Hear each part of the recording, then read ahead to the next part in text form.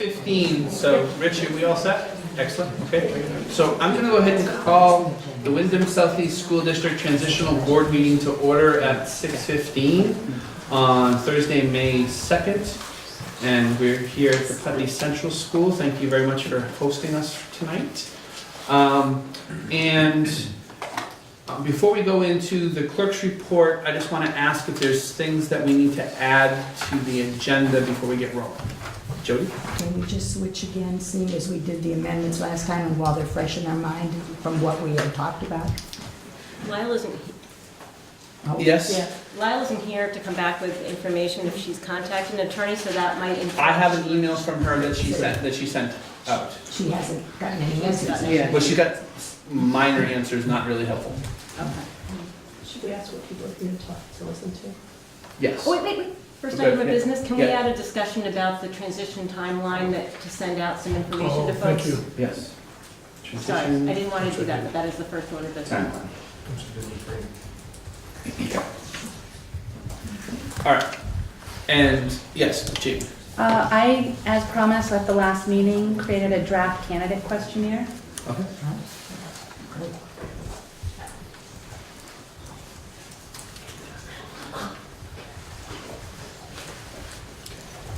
Anything else to be added to the agenda, Jody? Yeah. When exactly is the candidate meeting and where?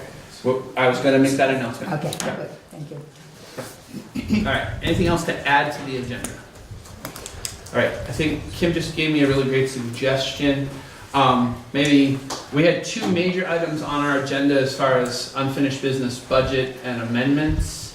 And some of those things get a little blurry.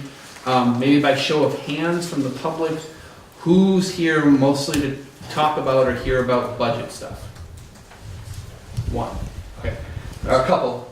Well, I mean, you can be interested in both. I'm just saying, we want to do, because last time we never got to the budget stuff after multiple hours of dealing with amendment stuff. And if my concern is that we may not get to budget stuff again tonight if it gets moved to the back. Okay. Yeah. It's easy to do though. Maybe yes, maybe no. Okay, so is everybody else here related to amendments related things? Is that true mostly? Okay, or just to listen? A lot of listening, okay. All right, so before we do the clerk's report too, just as I said, I would make an announcement. So we did, after our last meeting, we planned to do a doodle poll out to the candidates that are running for the Unified District Board. And we heard back from, I think, most people. And so there will be a candidates forum this coming Sunday at BAM's in the multipurpose room at 4 o'clock. So there'll be a candidates forum at 4 o'clock in the BAM's multipurpose room. I know BCTV is planning on being there to film. They were not able to set up a live streaming. That was one of the things that was talked about, but I got word today that that was not an option. So, but at least BCTV will be there to film it. So that'll happen at 4 o'clock on Sunday in the BAM's multipurpose room. Okay. So moving on with our agenda, is there a motion? Oh, yes? Before we move on, can we clarify publicity for that event? So, like, blow through a list of outlets and who will notify them? Sure. I don't have any of that information. Lyle may have more of that information as far as what I went think we out. can make the list. Okay, we could probably do that. It sounds like BCTV is covered. I can think of Front Porch Forum, Facebook. I understand that we're setting a press release with other related dates. I think this deserves its own immediate release. What else should be on the list? Probably the Reformer and the Commons would be my suggestion. And have all of the candidates been notified? I believe they were I did. getting email. If they didn't already know, they were getting email today. Great. Can I clarify something? Yep. I had let Lyle and Barb know that the doodle poll demonstrated that Sunday won. The problem was I didn't have 3 candidates' emails, so I sent an email to all of you, I think, and I said, these are the 3 people, I don't have their contact information. And I know somebody from each of the groups had one of those people's email. Great. So I was asking for help. Great. So who wants to put it on Facebook and make an event? I'm not very active on it, but I would like someone to, if you're willing. I don't do Facebook. Yeah. Does, I mean, I could do for my personal, but I have privacy settings. So Yeah, do we so have I a- was like, I don't know if the school. do we have the an schools SU have Facebook? Not that I'm aware of. That's one Putney has one. So we can ask the Oh, well, schools. to yeah. Yeah, The Putney PTO has a Facebook that has open, it's, people can post and share from it. That's how we posted for this event, because there was no other way to really get the word out. So I think that we'd be happy if you give us something, we'll put an event up tonight. alright, And then it can be shared. Then it can be shared by anybody to any town or. yeah, okay, that's great. Yes, Jeff. If you really think that the budget would go fast, I would reverse my early times, but still, I do think we need to do the articles too. Yeah, And I think we need to do Michael. both, it's just, we're getting a late start and I wanna make sure we get to everything. Alright, so we have Front Porch Forum, the Commons, the Reformer, Facebook, a press release to go out to the papers and things like that. Anything else? I think WeCan is a great place to put stuff like this, right? WeCan. I don't know if that is, maybe. It's it's a network in our region that goes to a ton of people. Who would be responsible for drafting a press release? We could do it as a group, I think to save time, someone could do it as a representative of the group, as long as we're writing only the things that are in the notes from the meeting. Right. And really, it's I'm just happy to, about it's just about the time and place and that's Yeah. about it, so it's not a big, yeah. you know. Great. Okay, Jamie, thank you, do Jamie. that? But it'll just be the basics. Yeah, Yeah. yeah, 4 o'clock p.m. Yeah, I will have to get it from you, because I don't know the multi-purpose room. Yeah. Yeah. Okay.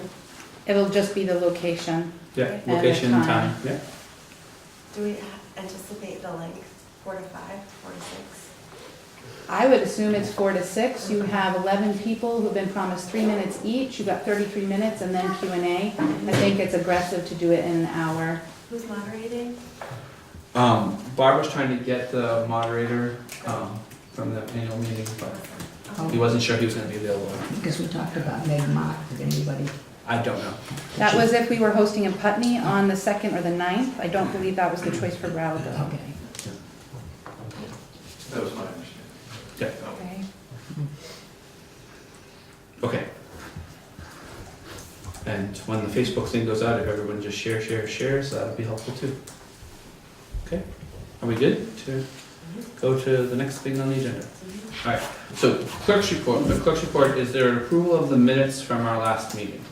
So moved. Moved, Second. moved and seconded. Any additions, deletions, corrections that anybody saw in those minutes? Yes. Second page, second paragraph, it looks like a piece is missing. Second page, second paragraph, second line. Frank said that one of the top blank. So there's some wording. Mm. I think it was the bank was one of the top, and I can't recollect, and I didn't have a chance after I read this to go back and view the tape. People's United. But it was, Frank said that one of the top, and then it looks like something got cut off. Looks like a whole line got erased. Yeah, it's just the beginning of a sentence.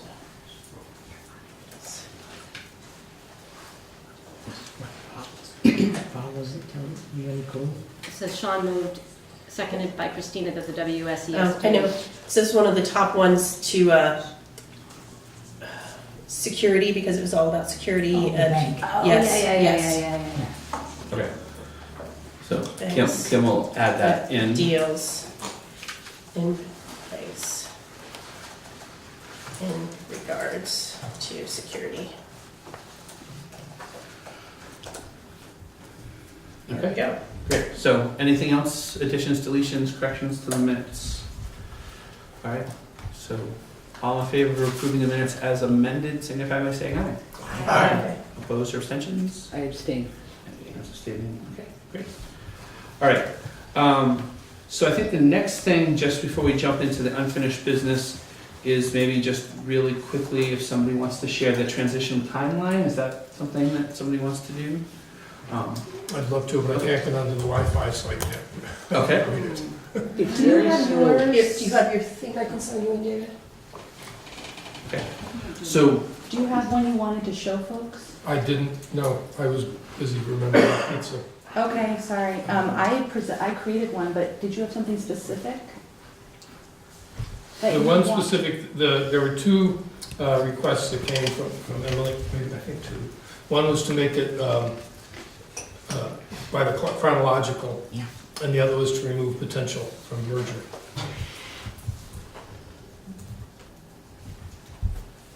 Off of what document? The shorter one that I sent everybody. You didn't send it to everybody, David. You Uh-oh. were avoiding sending it to everybody. so- Okay, so I don't think we can do If anything you about it. email it to me, we can look at it later. I can project it if you want, I can, because I don't know which document we're referring to. I think, so, Emily, go ahead. thanks, Ricky, sorry. That's good. No, just try to move on. Yep, David had drafted a timeline for us, which is so helpful, and had sent it, as Ann said, to, I think, the chairs to avoid, I think over that, the yeah, law. yeah. that was- and then, we're bringing it to the whole group, so sorry that was confusing. It notes the board election, the organizational meeting of the new board, and the first annual meeting of the new district, and with a brief description of each of the things. And the date that the town boards will disband, and the date that the newly large board Can you takes have over. dates with all of these? Sure, I think we're working on the, Just send it to you. okay, great, so Jamie's gonna, And what it was It'll take me a was couple minutes to get this to. it was a highly edited version of the one that Tim Morrison sent around earlier, okay. that was sent out to Putney.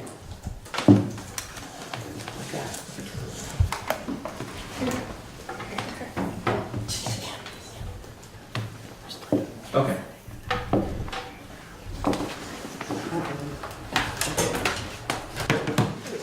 I'm gonna take a while, so I would do business around me. Okay, all right, so, really quickly then, I'll just share with everybody. She's my neighbor, I'll write it for her in the morning.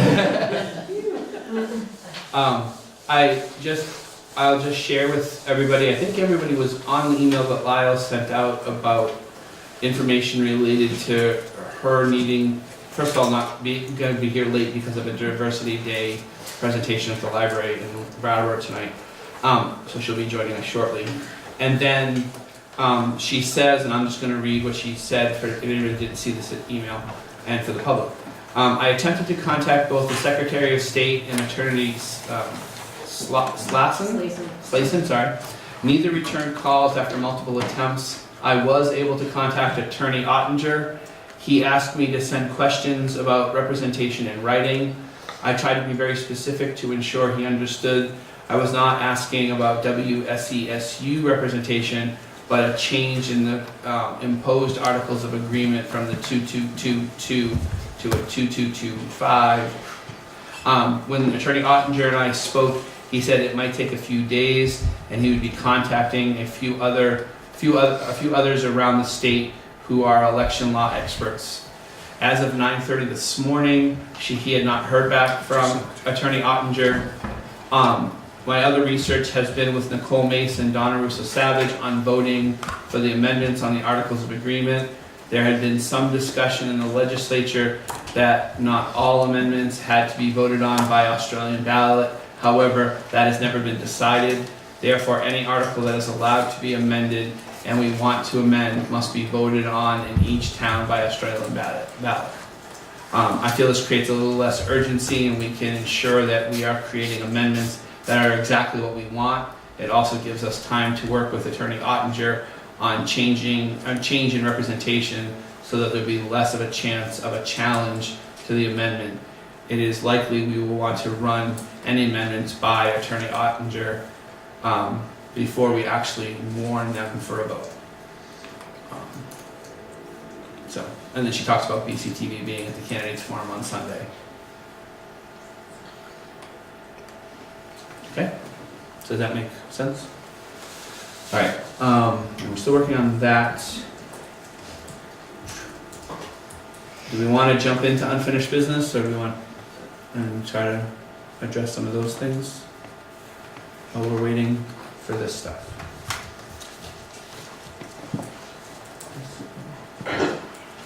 Looks like it's ready. Okay, so things ready. Okay, great. All right.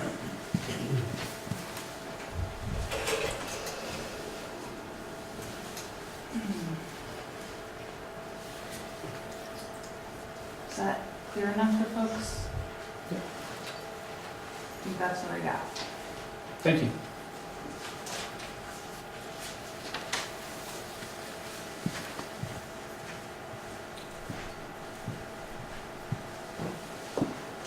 Isn't there something on May 22nd where they take off, they take over? Yes.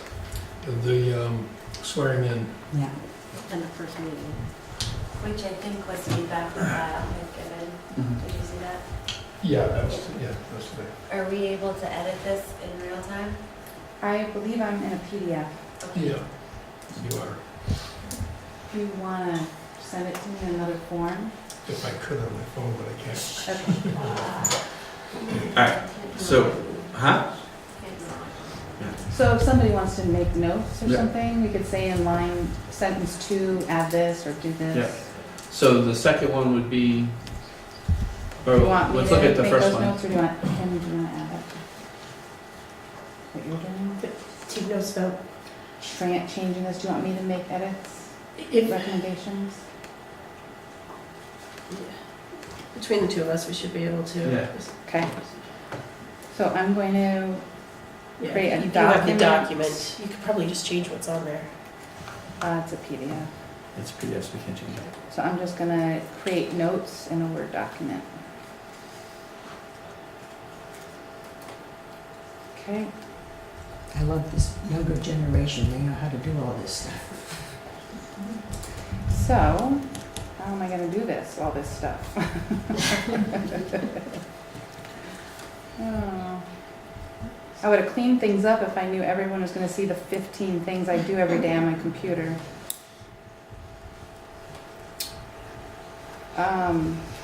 Okay. So I think we'll just go back to the original doc. I don't know how I'm going to do this because I'm the Can one. I think I take can't do notes it. and- Yeah. Yeah, How I about- just realized yeah. that I can't do it. Emily will take notes, and between Emily and Kim, they'll take notes. I need somebody else to do it. So often you can open a PDF in Word and it comes up as a Word doc, or you can copy it and paste it into Word and it'll come up the same way. Okay. All right. If you want. So, If I was in a normal situation, I might be able to figure that out. Not. And I should pull it up. Thank you for the recommendation because it's very true. I can't nail it. all right. So between Emily and Kim, we should get Yep. Okay, notes good. taken. So let's looking at the first one, which is on May 21st. But Yes. I propose that we remove potential from the subheading Mhm. because this is the plan unless we hear otherwise. Yep. Okay, That sounds good. all right, so. Everybody okay with that? Just a little, because there's been like multiple discussion and things that are coming out in like the views, which has like a 6-week lead time, and I've been careful to find, okay, this is what's happening on this track, and this is what's happening on that track. So it's confusing messaging because there's information kind of like, oh, what's going on with this? And so it's all confusing, to be sure. All of it is very confusing, what the legislature might or might not do, what the courts might or might not do. So But- status quo is a merger, right? If nothing changes, we merge, and we don't have any indication, while we have some possible changes, we don't have an indication that it will change right now. I would still keep potential in there. All right, shall we vote? What would be the way to handle this? If we, my feeling is that if we say potential, then it might lead someone to believe that this is still, that to not merge is still very much on the table or even up to the community, and it's not. Perhaps. Jamie? The way we dealt with it in Putney in our one-pager was that we used language, or maybe this was language in my head, I'll give that, that we said the current timeline for the merger without court or legislative action. And the reason was because it needed to be super clear that it was out of community hands. And so you could use that language to offer both clarity to those of us who need that and to be clear that the merger is proceeding. Okay, does that feel okay to everybody? Okay, great. All right, so we'll get rid of the word potential and the current timeline for merger pending court or legislative action. Is that what you said, Jamie? I would say the current timeline for merger without legislative or court action. Okay. Or, I don't know, it sounded like I said it better the first time. Or switch to. Okay. All right. Okay. So after that, the next thing is the merge board elections, which is Tuesday, May 21st. Yes. At the bottom of that document are dates that actually come before that. I wonder if we, Bottom of what document? this one, should we Just move them scroll up? up, Okay. scroll down. Okay. This is a one pager that I have. Yeah. Yeah, at the absolute time. Timeline, see the timeline, Mhm. transition. Okay. And I put that at the bottom because I thought the proximity of the vote, which has already started, was the most important thing to be communicated to people. That's the first thing, so I put it right at the top and put it big. I didn't know that I'm not sure, I don't know that we had settled on May 22nd for the installation of the new board, because our board has a meeting that same night. But we should definitely add that in, but the question is just whether it should be chronological or whether the important thing should be at the top. It's pretty straightforward. But I think maybe moving that last sentence, meetings that are currently scheduled, maybe meetings of the transitional board that are currently scheduled, and move that up to the top before May 21st. Does that work for everybody? Well, I still think the election needs to be the first thing. The people need to know about that and know that the voting is already underway. Yeah, starting now. Okay.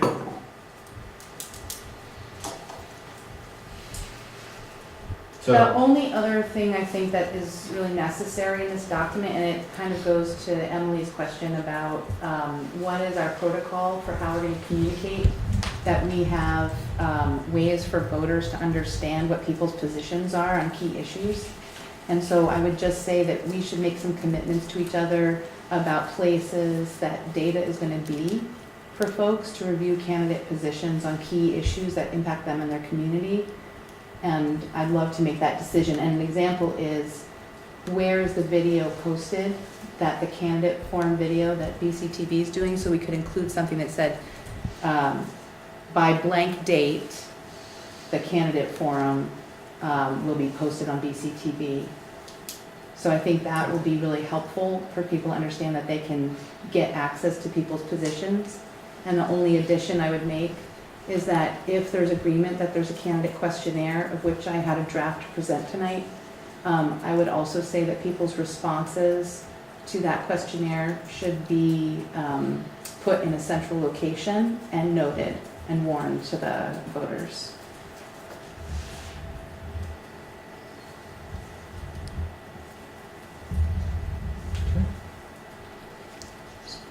yes, Jody. So should we put, I know Putney's got a forum coming up.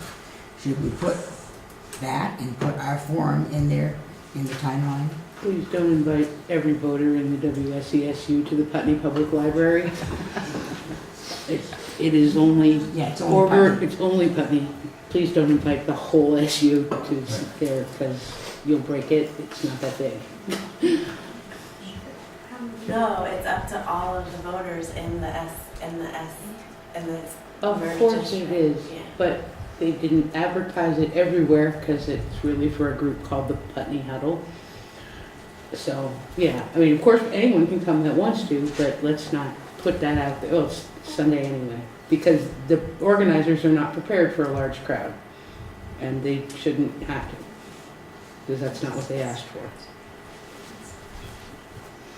Okay, so I think the question on the table is, should we put the 4 o'clock candidate forum on this? And should it go before or after the election on May 21st? So I think there's two questions on the table. I usually do a timeline on a sequential basis. We usually do, but there's been some belief that that's Well, not. no, that's, I'm saying that about where the transition process information should be. We only have one meeting left for one thing, Right. but the candidates forum is Sunday, and if we can get this out on Friday, then it'd be useful to have that Yeah, listed. okay. And I don't see any reason to All put right. it right after it says election, the candidates forum, and then. All right, so, Tuesday. all right, is everybody good with that? Can I You do it. propose an idea? Sure. I hear David saying that he wants to elevate the importance of the election on May 21st and the annual meeting on June 25th. I would propose that we change the format after those two highlighted events and change the formatting of the whole thing, so those are more compressed and highlighted, and then put timeline, and then do the sequential recommendation that Emily has that goes all the transition board meetings, the candidate forum, and includes any additional dates, including May 22nd. At this point, we're going to warn a budget and we're going to warn articles of agreement. So include that in the timeline and just look at creating that sequential timeline below, because these are the, the big things here. Can we come to agreement on that? What are people's thoughts on Jamie's proposal? I think we spend so much time on these things that aren't as important and don't have time for the things that are important. That's my thought. All right, I think for those members of the public who are wondering what the hell is going on, this is how exciting school boards are. anyway, so let's try to That was a focus so we joke can get shot. this done and we can move on to other things too. So, moving us along I just sent you a Word document. is, Jamie, is that a motion you made? Let's do it that way. I made since a how people are- motion that we maintain the location and the largesse of the two critical dates of May 21st and June 25th, and post a sequential series of dates after those two events that starts with transition board meetings, includes the warning of the articles in the budget, and includes candidate forums and locations for getting information. Seconded. Okay, moved and seconded. All right. All in favor? Okay. Any opposed? Any abstentions? All right. And we have the dates that are on the bottom of that document. We also have the candidate forums, both of them that are happening Sunday, technically. We have the 22nd of May, which is the Unified District Board's swearing in first meeting happening on that Wednesday. Are there other dates that we need to add to this sequential The timeline? transition board meetings. They're on the bottom of that. Yeah. Are already there. Yeah, they're on the bottom of that document. Those are the dates that are on the bottom of that document, where the transitional board meetings. Any other dates of specific things we need to add to that sequential list that we're gonna add after these two major dates? Not can- unless we. And I'm just making sure we don't forget anything, yeah. Can I make a recommendation that this June 30th, July 1st be included, moved from its current location into that sequential piece? Sure. Is that okay? Yep. Because it's pretty critical to highlight that as a part of this process. Christina? Okay, you're good? No. Alright, you saw your hand before, right? Alright. And with our note takers, we'll be able to put that together, yes? You think so? Hopefully.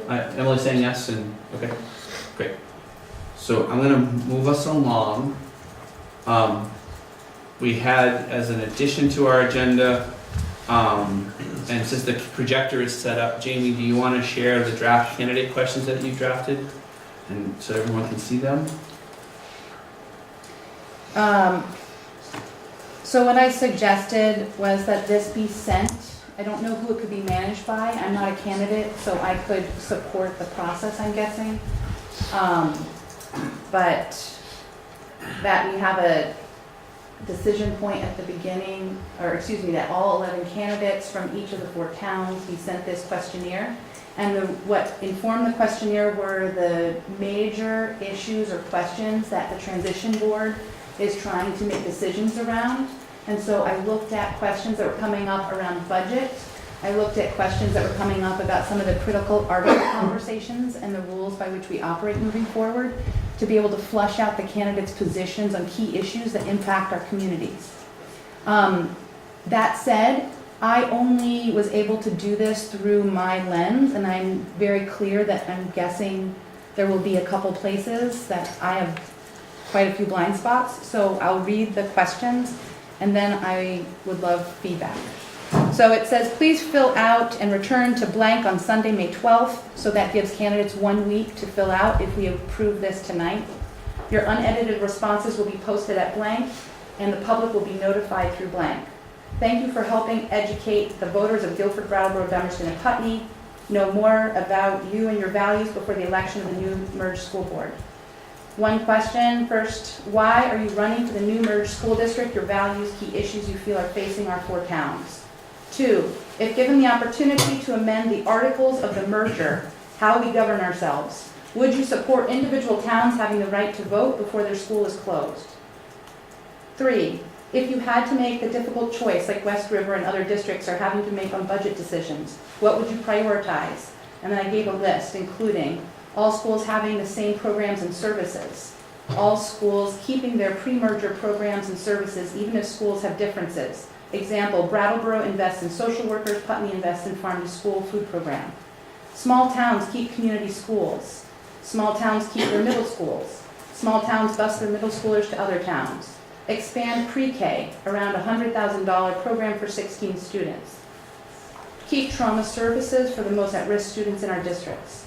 If elected, you would represent all children in all schools in the 4 towns, Putney, Dummerston, Brattleboro, and Guilford. How would you educate yourself about the communities you would serve before voting on budget decisions that would change the programs, teachers, and grade offerings in schools outside your former school district? 5, our towns currently have approximately 30 school board members for 5 school districts. Due to the merger, that is being reduced down to between 8 and 11 members, managing 9 schools with a $50 to $54 million combined budget. Do you have concerns around this change?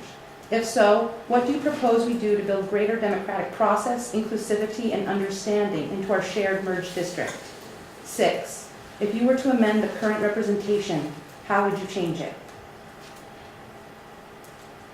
These were only the most critical, challenging conversation questions we've had for a couple weeks, so I thought it was only fair that all the candidates had to answer them.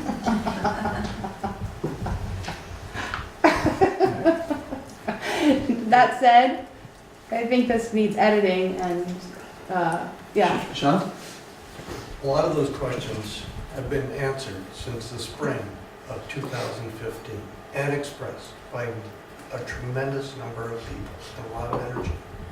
So to go and start with this, I would assume that we are starting over in the process that's already taken us since 2015 to get where we are today. So, I mean, plus you're asking candidates to end from the 12th to the 21st, right? Because this This going would on go the out, 12th, this would go out soon and they would have a week to respond to it. and then the election's on the 21st. Meaning that it would be posted after the 12th till the 21st, so voters would have time to look at responses. It sort of seems to me that it's a questionnaire that's geared towards a specific outcome. And I've been involved this long enough that that doesn't seem that valuable at this moment. Everybody, I'm sure, that's on the board has already received from Chris Mays just the questions that he wants to put in Reformer to be returned. I've already taken that and answered that. I haven't sent it yet, but I answered all the questions. And I thought it was a simple 5 questions. And it seems like that would suffice. I think after Sunday, because I'll use those 5 questions as the basis for my 3-minute, and I've written it all out, I've timed myself, it's 3 minutes, 6 seconds. And I'm comfortable with that. David? As long as you don't say anything, you'll fit it into the 3 minutes and 6 seconds. But, yeah, Well, I think that there'll probably be a little bit of leeway. depends on the moderator. The guillotine is not gonna come down. Now, the study committee used to time it, so maybe we should time it. All right, David? I agree that these questions have walked up and they've been talked about for years. I think the important point is that the answers that were generated by the study committee were rejected by the voters. And these are the questions that we have been talking about since we started meeting and since this whole process began. And I don't see any reason not to, and it's way more specific than what the reformer said. His questions were very generic. Gave you lots of room to expand. I don't know how much they're going to be edited. But I think it's very reasonable to ask people to comment. It may be hard for people who haven't been involved to know exactly what to say about some of them, but these are the issues that are going to be decided by the elected board once the district is in place. We're not going to settle these with amendments in the next 2 weeks. So these are really the issues that we're going to be facing. They're the ones that have been shown over and over to be the heart of what the communities are concerned about. Joe? I've been involved as long as Sean has, and we've been on opposite sides of all that whole length of time. These are questions that are very important to me for a candidate. I know some candidates and I know where they stand, but they're on these issues. And I think these questions are very important to the Dummerston community, as been shown by polling them and their vote 5-1 against the merger, the amendments that were there. So I would very strongly want to at least keep the closure of schools and the middle school and moving of any classes without the vote of the town. We've lost all our votes over this year. Let's try to keep as much as we can. Yes. Can you say your name and what town you're from, too? Sure, I'm Ellen Strong from Putney. As a voter, I would love to see this. I have followed along over the past several years, but I don't know everyone from every board, and you may differ from your school board's position, so I would encourage something specific like this because it helps call out some of the issues people care about that maybe in a paragraph don't always get addressed in a general statement. So I would say as a voter, I encourage this type of a format. Sean? Just a sort of reality check. We had to pick up petitions at the town clerks on the 3rd of April. They had to be returned to the town clerks on the 15th of April. So there are going to be 8 individuals on the new board. 11 individuals signed up for that. So as I'm running from the town of Guilford for the 3-year term, I'm unopposed. So this is almost like, how are we going to find individuals that would bring a conclusion of this whole thing in the best interest of all the people? And because there's only 11 people, I don't know that we have that luxury. You're not going to start over with the ballot on the 21st. It's going to happen. Kelly?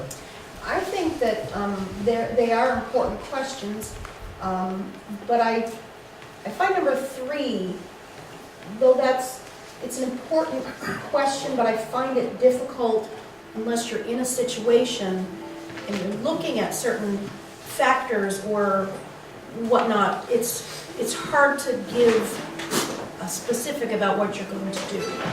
And number 4, I'm not sure, is the district going to be responsible for providing some resources to the newly elected board members? that would help them get up to speed on things? Are they, I mean, what sort of resources would they have available? Or, you know, I mean, I guess I'm not sure. I feel like there needs to be a little bit more in the questions, in that I don't know that you're going to get what you want out of these questions. I don't know if you're looking for a real productive answer, the way that it's presented, I'm not sure that that's really going to get the productive answer you want. And I wonder whether these are good questions for after the presentation, everyone presents who they are and what their, you know, their little thing.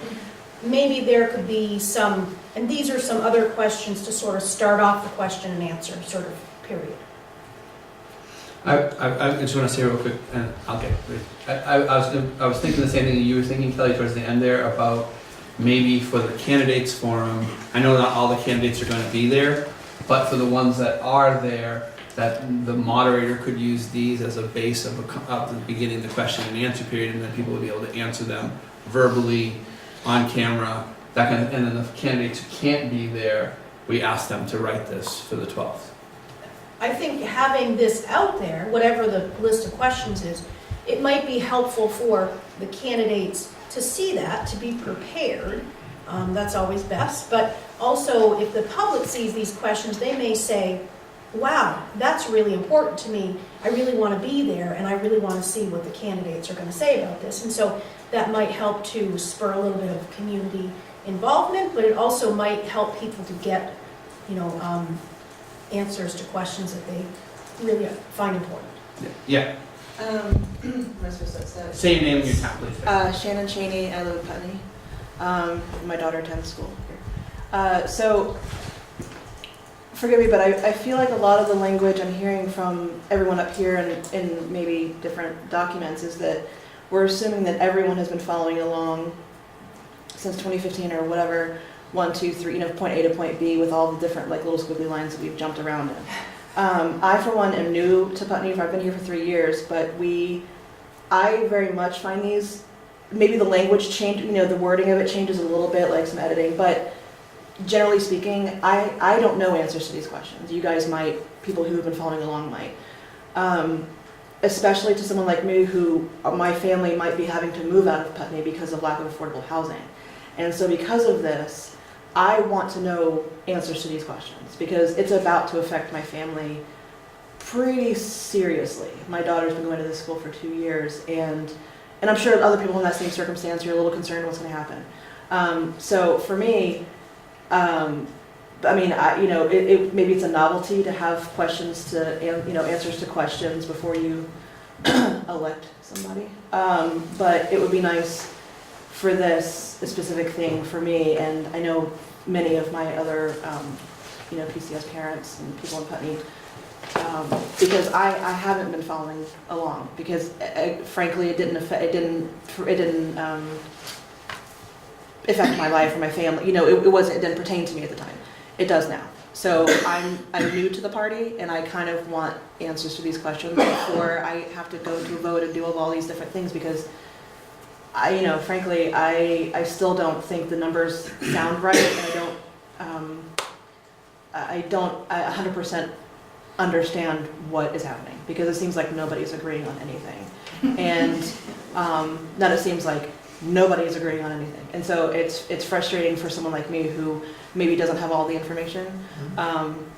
You know, my partner as well. So we're kind of just like, well, what happens if we have to move, and where, you know, how's that going to work, and where's the money, because she's a direct certification kid, so like where's the money, is that still going to happen, you know, like those kinds of really specific things, which will come later, you know, obviously those questions will be answered eventually, but for me I don't think saying, well, we've already answered these questions a few times since 2015 is a really fair response, considering there are a lot of us who either are new to Putney or Dummerston, or, you know, what we've moved around and people have entered different towns for different reasons, for work or whatever.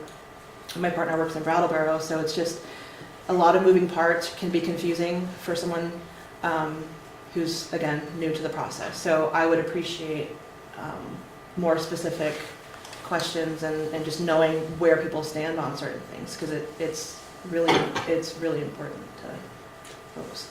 So. Yeah. Liz Adams from Putney. Sean, a lot of people aren't going to remember 2015 and 16. And we have some towns where there are contested races. Brattleboro is one, Putney's the other. And I think the questions are very helpful to voters. At least they get a sense of where people are at. I know some people who are running in Brattleboro, non-hall.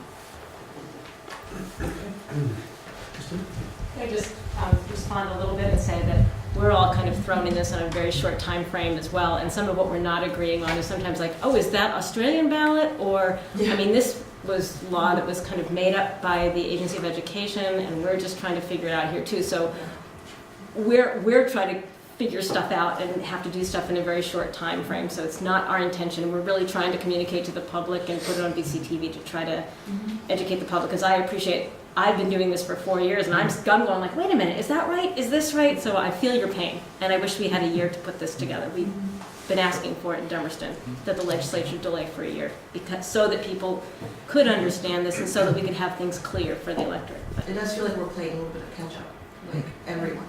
It doesn't Yes. seem like it's not like one consistent feeling like, okay, well, this is what we want, this is what people say they want, the vote has happened. It doesn't seem like the votes really matter too much anymore.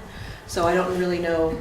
That just, my first impression is just, it seems like we vote not to do something, yet here we are sitting and talking about this. And so it's, for me, clarity is number one for me and my family. Yeah. Also, the votes that are happening, I'm sorry, I'm Tara Castine, I'm from Putney. I have 2 boys in Putney, and the votes that are going to be happening, so the Australian vote, Putney, are they Putney only going to vote on Putney board members? So I don't know anyone from Brattleboro, Dummerston, or anybody else, so it'd be nice to get an insight into what their beliefs as a person are on the school board that's going to represent my child. Sean? I think when I spoke, I didn't necessarily say that I wouldn't answer these questions. A lot of these questions I would have no problem answering. It's more the amount of time that we have between now and the 21st when the election is going to occur. And actually, if you look at 3.6, that is a direct budgetary question. Where are we going to come up with $100,000? That's the question. Where is it going to come from? It's not, do we want preschool? It's where is that $100,000 going to come from? The questionnaire that I filled out, that I wrote yesterday, said that my priority is to make sure a budget is passed prior to July 1. Because if it isn't passed, it's going to be very hard to run all the schools next year. Money will have to be borrowed, which is an additional expense. So a lot of these questions, I'd be very happy to answer them, but I think they're beyond the scope of what we're doing right now, which is making a transition from the traditional school boards to a unified union board. I'm not necessarily in favor of it, but it is what is going to happen. Emily? It sounds like we've gotten a lot of positive feedback for having a set of questions. I heard some people mention edits. I'd love to move us into edits. I think that, and I want to go back to what Kelly said about number 3 specifically. I think that to have the list of 1 to 7 sets up a false, a potentially misleading choice that may or may not come to pass. And I'm also, so to back up, I'm thinking about one goal being more information for more people about candidates that they don't know from communities that they're not as connected to. I'm also thinking about, and I'm willing to be challenged on this, but I'm also thinking about setting this new board up for success. And I wouldn't want them to go into it in an adversarial way with, like, I vote for 3 and 5 and you said 4 and 7 and now we're already at an impasse. So to summarize, I'd love to see us take out those options in 3 and just to make it more open-ended, because we don't know right now what that choice will be. If you had to make the difficult choice, like we can leave that in, what budget, like what programs and personnel might you prioritize? I think if it, again, or to say differently, that's a partial list, and to just have that list in a hypothetical way, I think only sets people up for misinformation and conflict. Yes. Yeah, I'm Jessica Lenore from Putney. I like that thought, and I'm just wondering, maybe everyone disagrees, but I'm wondering if this could be presented as like, maybe that part of the whole thing could be presented as like, here are some things that are concerning to our community, bulleted list. Make a statement that addresses what you, like your stance as a candidate regarding these, so that maybe they don't have, it's just like, comes out to like, I don't know, 13 questions, but maybe it comes out to be like, tell us about yourself as a candidate, and these are what we want, these are some of the things that we want to know about. Just a slightly different way of looking at it. Jamie said you before. So that list came from things that I've been noticing during the process of educating myself since coming onto the board for the first time in March. I acknowledge, and it was one of the reasons I said this document needs edits, because I acknowledge that that's a list that kind of has popped out in my mind as we've gone through. That being said, one of the things that I have done historically is I have worked to take very difficult things that are very complex policy issues and tried to make them very digestible for people who are entering into the conversation for the first time as a part of the work that I do.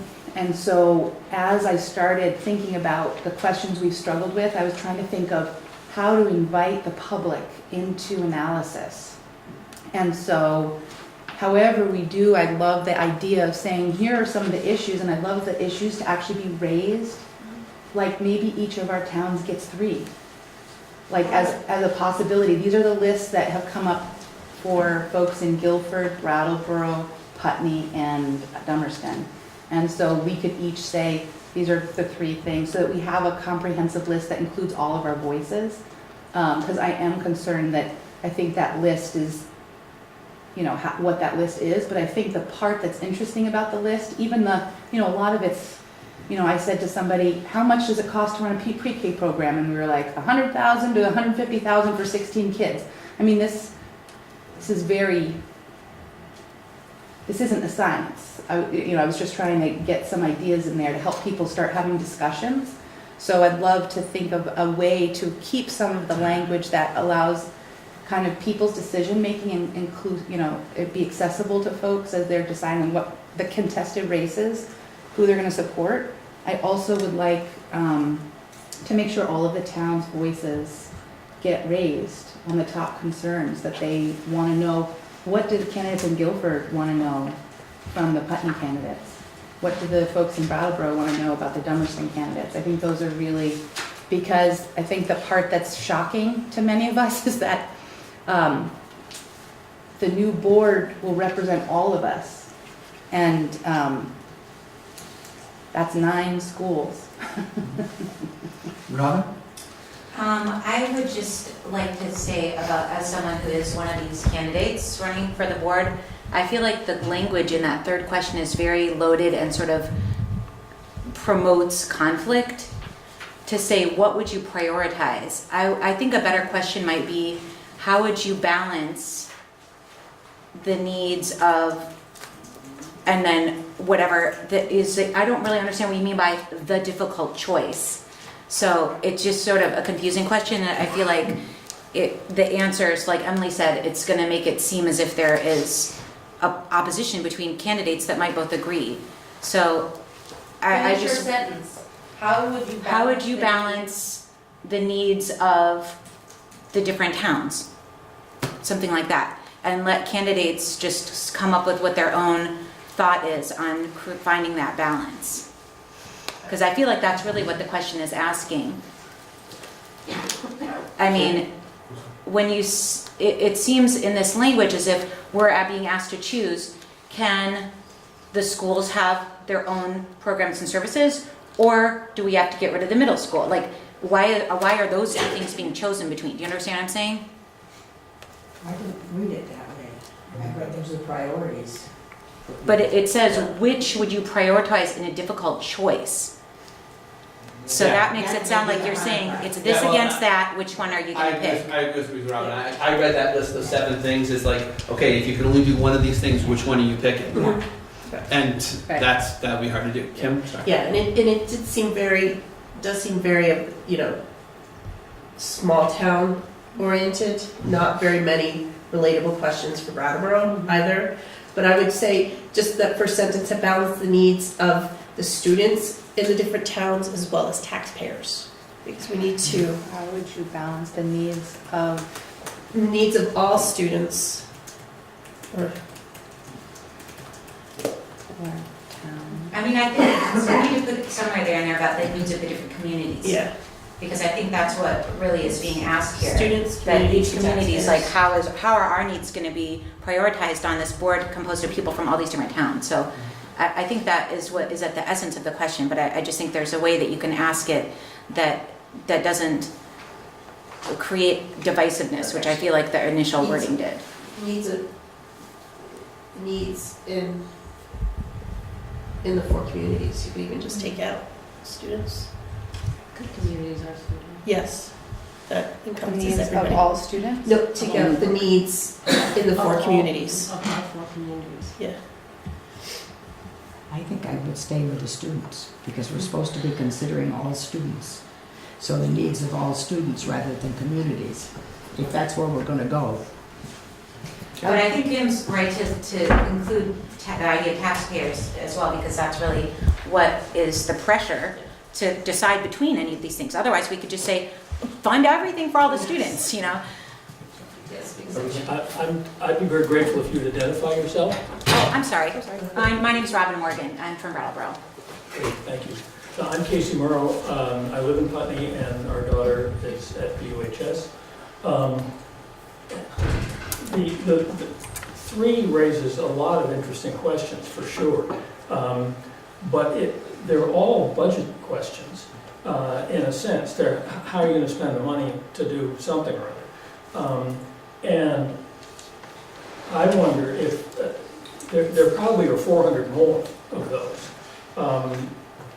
that could be on a list. I wonder if you would want to consider eliminating question 3, because it sets up a certain series of dynamics that I think might present a problem for some folks in reading. I think Jamie did a beautiful job in putting a list together. I also want to ask a question about 6. If you were to amend the current representation, how would you change it? Representation, I assume, means representation on the board. On the school board, the new merged board. Right. Meaning okay. there's a discussion now about whether Brattleboro has 5 votes and each of the towns get 2 votes, Right. or as we are in default, should I ask permission to answer? Yeah. Or as we're in default mode, every town, Brattleboro has 2, Dummerston 2, Putney 2, and Guilford 2. And so we're in default articles right now. And so we're having discussions that you may be privy to if you stay till 10 p.m. around board representation. I wasn't aware of that at all. Thank you. Christina? I saw your hand up. Oh, I was going to say what Robin said, that communities involve the taxpayers. So I think that really covers it. It is really a question of how we spend the money, how much money we have to spend, and how we put. So I think I like the communities there that encompasses the taxpayer. Mm-hmm. So Because if how somebody would says you yes- balance the needs of all of the community? All 4 communities. All 4. All 4 communities. I think students should be in there as well. I think students and communities, because I think they're not always at this, they don't always have the same needs or perspectives, or I don't know how else to put that, but sometimes the community wants one thing and really the students, the needs of the students, you have to sort of determine that the students need something and maybe the community needs to sort of give a little, or maybe there's a little give and take here and there, but I think that it's important to include the students as well as the community. And I think you said taxpayers and students because students are part of the community. So what I didn't like about doing that is it makes it seem like students are not the community and students are part of the community. So I think if you're talking about balancing the needs of students versus needs of the taxpayers, that I like that wording, but not communities and students because students are very much part of the community. So I feel like it's drawing them out in a way that's, that's why I like just one word. But that's mine. Jean? How would you balance the needs of all four communities, - students, teachers, staff, taxpayers? How do people feel about that kind of open-ended question? Can I just nitpickily request one tweak to that? I think if you put, how would you balance the needs of students, teachers and staff, and taxpayers in all four communities? Ending the sentence on communities puts the focus back on the perhaps disparate needs of the four communities, rather than people might get distracted into like, am I assessing students versus taxpayers, or is it about the four different towns' needs? So, I need a second on that. My brain is already wearing. I'll move that because I don't think it was a motion. Right. Right. So I think what you're saying is doing communities twice, leaving the first part and then after the data. Balance the needs. How would you balance the needs of students, teachers and staff, and taxpayers in all four communities? Anymore. So we're an hour in. So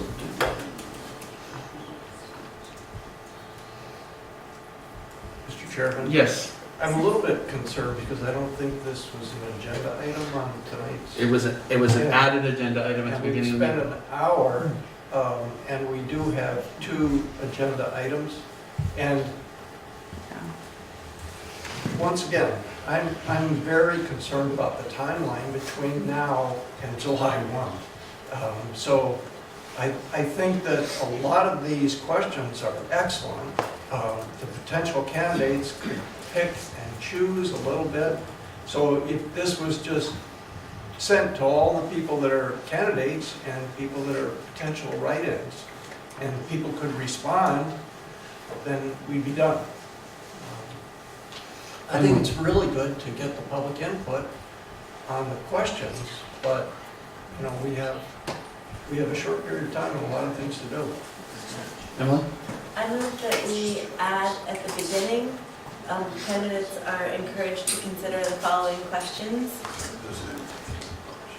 and then send it to them. I'll second that as long as you keep the things that I bring up in there. Not closing the school and not closing our middle school and those things that are very important. Because if you're asking somebody from Brattleboro, how do you balance the values of the town or whatever, they don't know Dummerston's values. They don't know Guilford's values. We don't know each other's values. So I think you might. I know Dummerston. Yeah, you know Dummerston's because we've been very vocal. But, I think you need to ask specific questions and not just these questions that they can just, I'm going to go do this and I'm going to do that. I want to know where they stand. Well, go ahead, Kim. And I understand that, Jody, but this is not questions that, that are reflective of all of the towns.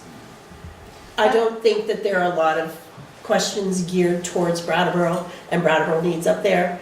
I think there's a lot that have to do with the smaller towns, which I think is good, but it's not a complete questionnaire. No, it's not. And I don't think it's a fair questionnaire.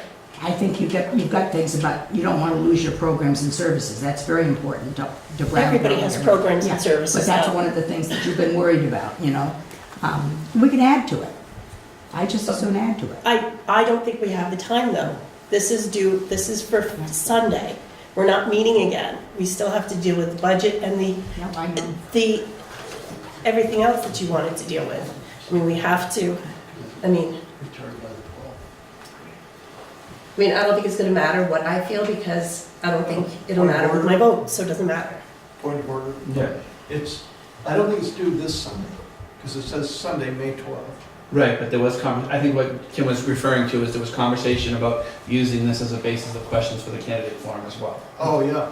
Well, I Which- like which your is- idea. which is Sunday. Yeah, I like your idea, Ricky, that the moderator could actually use these questions on Sunday after the presentation by the candidates. Jamie? So, I am really sensitive to the challenges and the timeline that we're in.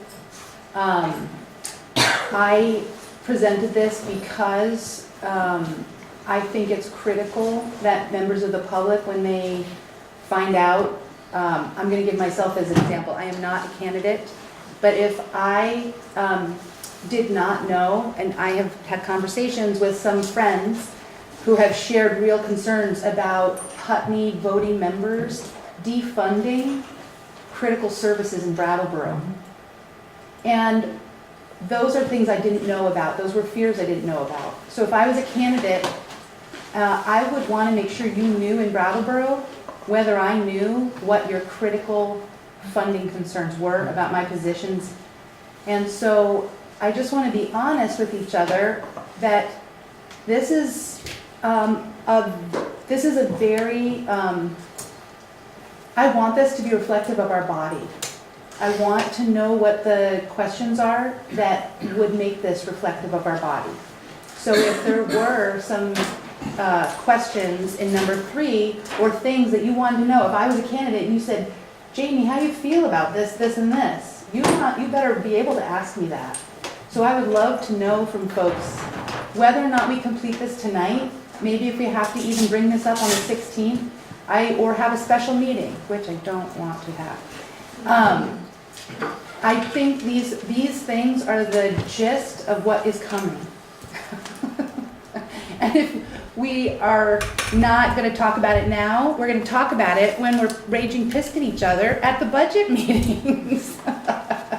So it would be nice to kind of flesh out each other's positions, and we can write it. I think language matters. So I'm very happy to edit the opener so that it sounds less controversial, and I'd love to make the list of 1 to 7 be reflective of a couple of things from each of the towns. So I bet Guilford has the 2 things you're really worried about my vote from Putney on, or Brattleboro's really got some things that they're wondering about how Guilford feels, or Dummerston. So I think it would be really cool if we could be honest with each other about it, because unless you're paying attention to this and you're a geek, like some of us have turned into on this stuff, you don't know what's coming. And we know, if you pay attention to the news, that towns are making some really sad choices. So let's be honest with each other and be like, hey, this is happening. This is hard. We're in relationship with each other. Let's name what's about to occur and figure out how to inform the voters so they can decide. Okay. David? I wonder if we could, taking into consideration the last few comments, I wonder if we could kind of stop at this point and ask Jamie to send this out to everybody, and people that want to respond to the questions that they want to respond to, and not to the others. I'm not sure where it would go after the responses to be collated so people could find the answers, but we could work that out at some other, and that the questions be given to the moderator as examples of things that they could ask. Because I think that everything that's been said here is meaningful information, but we could go on for a good long time, but I think it's valuable to have the questions. A lot of people think it's worth having, particularly people in the audience who know less would like to know that. So deciding not to do it, I think, would be a mistake. Spending the rest of the night deciding what exactly it should say, I think, would also be a mistake. People have the option of just doing it or not doing it, or saying what they want to say. Is that a motion, David? We have a point of order, sorry. Yeah. I had moved that we add language and send it out, and I'd like to withdraw that motion. I don't know if David's making a motion. Thank you. Okay, yeah, I would move that we ask Jamie to take into account what she already did, what Emily suggested, and just figure out who to submit it to.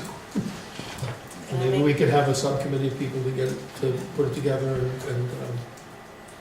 and post it someplace, or it could go on the district website for the responses. Emma? David, you had said, you'd also said that we give this list to the moderator. Yep. So are we in discussion? Well, we need a second to. I'll second. Okay. Now we are in discussion. Okay, David, I wonder, to your point, I'm not sure where it will go and how it will be easily accessible to folks, and if that's the goal. I wonder if we actually don't want maybe a questionnaire, and I think a person had said this early on, maybe it's not a questionnaire, but it's an invitation to consider, and that the moderator has them, and that there's already a forum for people to speak about their beliefs, and that we add these topics to the forum. So to recap, they don't have to fill it out and send it to anybody, but they can prepare to answer these questions at the forum, which already exists. This discussion? Yeah. I do not believe that the forum would offer the time for all 11 candidates or all 9 candidates who can attend to answer these questions in a productive way. So I would encourage us to do a couple of things. I liked David's suggestion that this gets sent out and that people who want to give feedback to make it effective, Kim, I really want it to feel good. And I don't want you to feel discouraged, because that's how I spent the last couple years feeling. And I want you to feel validated and valued.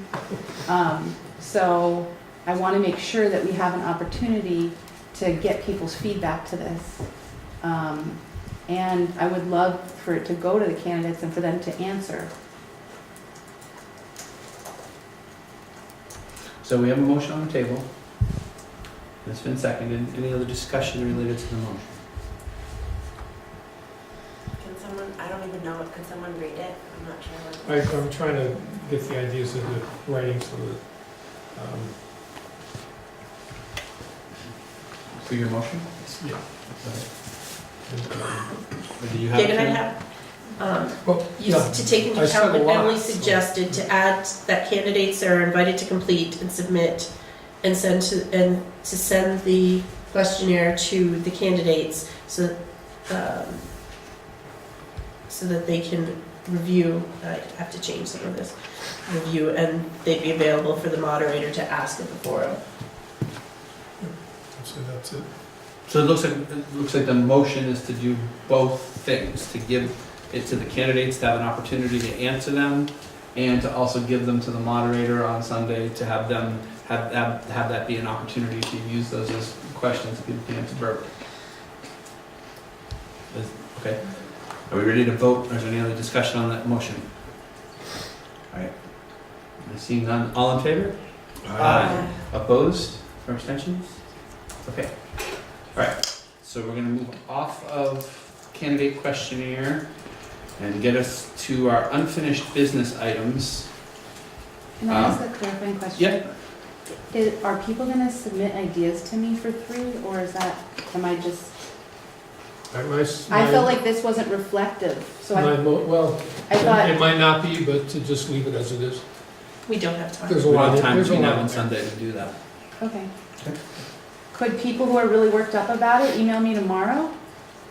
No, because then it won't be, it's already been voted on. Okay. So moving on to unfinished business, we have a particular order in the agenda. There was a suggestion to move that around. I am feeling like we should keep the agenda as it's listed, only because we had no budget discussion at all at our last meeting, and we're already well into tonight. So I would love for us to be able to get to some budget conversations. I know that at the last meeting, some folks shared a paper version of how their boards came up with and used what they were discussed related to the values in which they employed to create the budget that they created. And many of the boards have put together, and those budgets have been approved already. They've all been approved by boards, but they've also been approved by the taxpayers in many places. So So, and I know that since then, some folks had sent out budget priorities and philosophies as well electronically to members of the transitional board. So has everybody seen all of those? I think everybody? Yes. Hi, Franz Reichman. I live in Brattleboro. I'm on the Brattleboro Representative Town Meeting Finance Committee. Is the public going to have access to those documents? You've talked about them a couple of times now, and I'd really be eager to be able to review what the different boards are thinking about the various issues. I think we can make them available perhaps on, and I'm gonna look to Lyle, on the SU website, maybe? Yeah, there is a section for this board.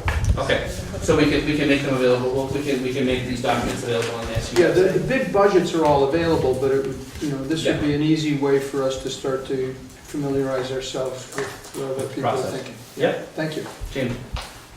I did not make a pretty document, and if it's going to be posted, do I have permission to edit the heck out of it so it looks like something the public could read? Well, I was gonna, Have any trouble with it? yeah, I didn't have trouble with it either. It was good? Yeah, it was fine. Okay. And I was gonna say, I would say that the folks that created these one-pagers, if they could send them to the central office electronically, that way they can get posted onto the website, that would be the best way to go about doing it, I believe. The Finance Committee is very non-judgmental. I'm not sure how many other people will be looking at these. There will definitely be grammatical errors. That's okay. I think we can forgive that. Finance committee likes numbers. We're not gonna grade them. Okay, so yes. Can I just ask, my name is Ruby McAdoo from Putney. Could you just post, could someone share where on the WSESD? I've been like trying, I watch you guys on BCTV all the time. If it wasn't for BCTV, I would not know what was going on. And so I would really like for those resources to be much more clearly laid out in some website. I mean, literally the only time, like the PTO posting about this meeting was the only thing we had. I mean, if we hadn't done it, our community wouldn't have known. So if that's, so. It's my laptop. But it's, Yeah, but that's where I am. Yeah, I'm right here. It's hard to find On my anything computer your at phone. home. I've looked at for Okay, so like. let's get into your question. So you want to go to the WSESU website. You click on school boards up at the top. And it is, and if you scroll down, once you get to the school boards, it has a list of it. And we are the Wyndham Southeast School District, and it has merge board. But that is not where this financial information is located. Not as of right now, it No. will be. I said. We'll move it Yes. there. Yeah. Yes. From the we'll be- finance department where. No. What we've said so far, Franz, is what we're gonna put on the website. At a previous meeting, we had asked each one of the individual boards to create basically a one-pager on top, how you came up with the budget that you came up with. Because the budgets are there, but how did you come up with the budget you came up with? Because the question was asked about what were the things that you valued, that you thought were important, that you needed to keep in or take out or what have you, and that got you to the decision that you got to for a budget. So what we were just talking about earlier was the one-pagers that each individual board created would be sent to the central office, and those would go under the WSESD, but WSESD. Yep, it would go into their tab, so those one-pagers, so you could see, this is what Putney felt like was important, this is what Dummerston felt like, Guilford, Brattleboro Town, the BUHS board. Got it, thank you. And I'll just point out that the actual budget information is under central office finance. And you can review the actual budgets Individual in budgets. detail if you're interested. Lyle, would we put it under information? Do you have? The sheets, I'm just looking, we have agenda minutes, current members, information policy, and press releases as our options. So I would assume we put it under information, the different. You just tell me where you want it, and that's where I'll have them put it. And then information, yeah. So once you click on the WSESD tab, then you'll get a list of things, and you go to information, and the one-pagers will be there. Yeah, I'm Steve Head from Putney, and this is all big stuff, because I've been trying to find stuff too. My recommendation would be that most schools have e-newsletters or Facebook pages that you have active links. You say, this is where to find this with an active link. This is where to find this with an active link. Otherwise, people are hunting around, they get frustrated, they give up. So make it simple, would be my suggestion. Yep. All right, Amy. I just want to say that one of the things that I'm realizing we lack is a communications director, Steve. And so I've been writing up communications plans and then realizing I have to fit them in between nursing the baby to bed, my full-time job, and other things. So if people are feeling frustrated, just keep saying, I'm looking for this. And then one of us will somehow fit it in between the 15 things we do every day. Well, it seems like it should be, I mean, this is the entire district now. So it seems like something that central office or somebody should be honing in on to get people informed. You know? I think it now says merged district, which it didn't before, because I kept going to the union board, that the top link is not the current transition board link, and so that is confusing. So I just went and noticed it's more clear now. But I agree with pinning a post or having something direct, because we are the people who watch BCTV and we have trouble finding it, so most likely others are not as motivated to continue looking through. So David? Yeah, just look for a little perspective. This board is board for a school district that does not yet exist. It has no staff, it has no resources. And the staff and resources that we're relying on, other than our own initiative, are currently running four other school districts and a high school district, preparing for graduation, having all the same meetings that we've ever had, having all kinds of issues going on.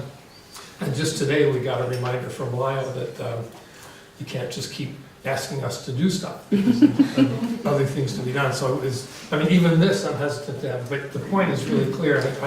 I haven't been doing, when I post something, I don't necessarily put links on it, but and I'll do that every single time from now on. It's just a lot easier. Okay, so let's focus for a few minutes on the budget one-pagers that we did. Does that sound like a plan? Sort of, and everybody saw them, yes? Yeah. Maybe we could start with, does anybody have maybe specific question from the transitional board, have specific questions for another board that based on what they read related to that? David? Well, I didn't, I don't have specific questions. I think what I want to say is I think that these things are I sat down and read them all at once rather than when they came in, so I really could kind of, I don't know, it just was, it seemed like a really valuable way to do it. Because I was struck with the quality of the people and the work and the processes that go on in these school districts. And I think this is the best work that we have done so far, putting all this information together. And at some point, I'd like to go through and just mention 4 or 5 things that are in each one of these that really stood out as really important. And I think that it's this kind of communication, this kind of sharing is going to get us through all of that stuff that was up on the board there. Jody? It's my understanding, and correct me if I'm wrong, that we are just going to combine the budgets that have been passed by our town and our school boards into one budget for the upcoming year. What do you mean, no? That's what we were told. We haven't yet talked about what we're going to do. We have to decide that. Somebody may have said that, but that's what was done. They're glued together right now. Well, I would we haven't approved be it very upset if anybody cut anybody's budget for this coming year. Because I think that's what we were going on for agreement, that for the first year, it would just be a combination. After that, the super board, their finance committee or whatever would be working on the combined board. But for example, we're putting in a pre-K this year. Don't you touch it. All right. Well, and I think to answer your question, Jody. We live in the hills of Vermont, you know. To answer your question, Jody, I think that the suggestion was, and what other merged districts did, was they took the past budgets or the budgets that were created by the existing boards and merged them into one for the first year, and that's been that's the recommendation that was to us. but we haven't made that decision. And at our, I think our first transitional meeting, the conversation was to get an idea of where people were coming from so that people felt okay about making that vote and a decision to do that. I think we all have to feel okay about our other board members and our other towns, that they have done a good job of what they have done. Right, which is why. And I would recommend that that's what we do for the first year. All right. Anybody else have either questions? And I know David has to come up. Christina. I just have a nitty-gritty question on the Guilford wording, so much less intense than the last question. The selling of the budget, the selling of the buses in the budget, that was, the $75,000 came from selling the budget buses, not from like a rental that's No, been reassigned. selling. Okay. Because they own them. That's what I figured, but I just reading that sentence, I was like, All right. Any other questions for existing board members related to? Just as a, I mean, would it be time to just clarify what the budget is made up of and what it is? I think if we could do that, but as long as everybody else is good. I know David wanted to mention a few things too. Oh, yeah. Well, to go through. Yeah. Yeah, actually, thanks. It won't take long. I'm not even going to say which town this was. Sometimes it's identifiable, but not really. These are some of the things that people highlighted in terms of what they're trying to achieve. Things like academic coaches, providing opportunities for students to live in different ways, participate in athletic programs, preschool, local foods, winter activities, significant maintenance to the buildings, school meals, out-of-the-box learning, making budget choices based on the kids that show up at our door, support for teachers in the classroom, restorative practices, diverse experiences for kids, outdoor programming, overall health and lifetime fitness, librarian, community schooling model, early childhood education, outdoor place-based education, systems of support, academic and social, emotional, after-school opportunities, preschool again, access to excellent education, free meals, professional development for trauma-informed practices, robust support staff, support for children and families, reflecting the diversity of the community. Those are just some of the examples of things that drive the budgets and the reasons that we do this work. And I just thought that really struck me as it's an excellent exercise, and I'm glad we did it. And I'm sorry, Jody, that you have to see it as I'm gonna cut something of yours. No, just saying. That's not it. I think Frank's already put it together somewhere anyway. Yeah. So Sean, do you want to share what you were?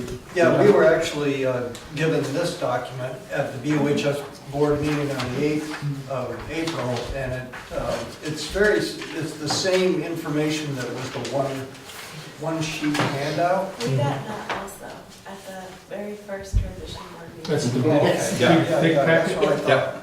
Yeah. So basically, it's Brattleboro Union High School, Town of Brattleboro, the 3 schools, and Lyle, I'm not sure where the early education services falls. Yeah, that's part of Brattleboro. That's part of Brattleboro.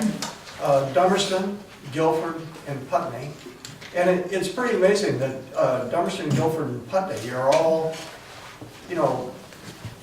relatively close to one another at, from a high of 3,400,000 to a low of 3 million. So you add those 3 towns together, and then you add the town of Brattleboro, and then you add the BOHS, and the grand total is basically $50,172,299, which is just, it's actually less than $2 million what it was last year, because Frank has made a composite of all the spending on all the towns last year. So it's, you look at it like that and you think that's a big number, but it is a big number, but we've already used that big number the previous year. So it's, when Ricky, actually the thing that David just referred to, Ricky wrote a nice synopsis of how we reached the number that we reached for the Brattleboro Union High School, which was just under $25 million. And it was very carefully done. All the administrators, we gave them a directive for level funding, level service. They came back, we tweaked it. I mean, we started working on it in October, and we worked on it until January.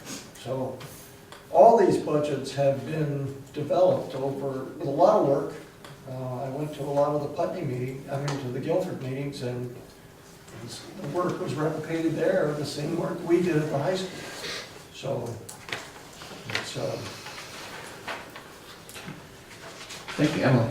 I think spending across years is a helpful point of comparison, and so is the, I'd love us to talk together, all of us, about the staff to student ratios and the spending cap, and how in both instances what's the state spending, student to staff ratio recommendation right now? They had said, they batted around a few things, 4 points, something, to 1, 5 to 1, and we're very close. Right, so if the state recommendation is 5 to 1, our combined average is 5.3 students per staff member, which doesn't include pre-K, and then our spending per student, someone can help me if they find it before I do. Right. Well, I know the combined average, so equalized, right, thank you. That's, right. So this is, so we need, let's see if we all agree if this is what it's saying. Line 29 on the, are people looking at the one pager? So the state cap for per student spending is 18,311. Is that right? Well, Yeah. yes. And so our combined budget spending is 18,139. So we're $100 and something under the state cap. Do people read that the same way that I read that? So that's a really helpful measure also. And can I just clarify something for the public, maybe, even though you said before, was the staff to student ratio number. One of the things that when I first got onto a school board that I didn't quite understand, I thought of staff to student as the people that are actually in the classroom. What the state counts is every single person in the building. So a cafeteria worker, a janitor, a secretary, it's all of the staff, anybody that's paid by that school. So that's what's factored into the staff to student ratio. It's not teachers to students or teachers and paras to students, which when I first got onto the school board a number of years ago, that's what I thought it was when I heard staff to student ratio. And I was like, wow, the staff to student ratio is really crazy. And then I realized, no, it's every adult that's in the building. Is it full-time, or is it? No, it's a portion of superintendent, curriculum. Yeah. Everybody that's paid. And like the central office staff, as Lyle was saying, is broken up proportionally to all the Yep. schools too, that's factored into that number. So when we talk about 5 points, what was it, 5.3 or something like that, staff to student ratio, that's not teachers to students or paras to students, that's every adult in the building. In any given building, or all the buildings in this case. Yes, no, sorry. I just wanted to clarify that. Yeah, no, that's good. Good. David, was your hand? What's that? Were you about to raise your hand? Yeah, but finish what you're doing. Well, and then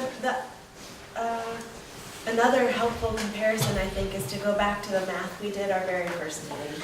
And so the common level of appraisal is $1.70, and then distributed across the towns for their particular CLA. We know that we're all within a couple hundredths of a dollar, or of a percentage. Dave?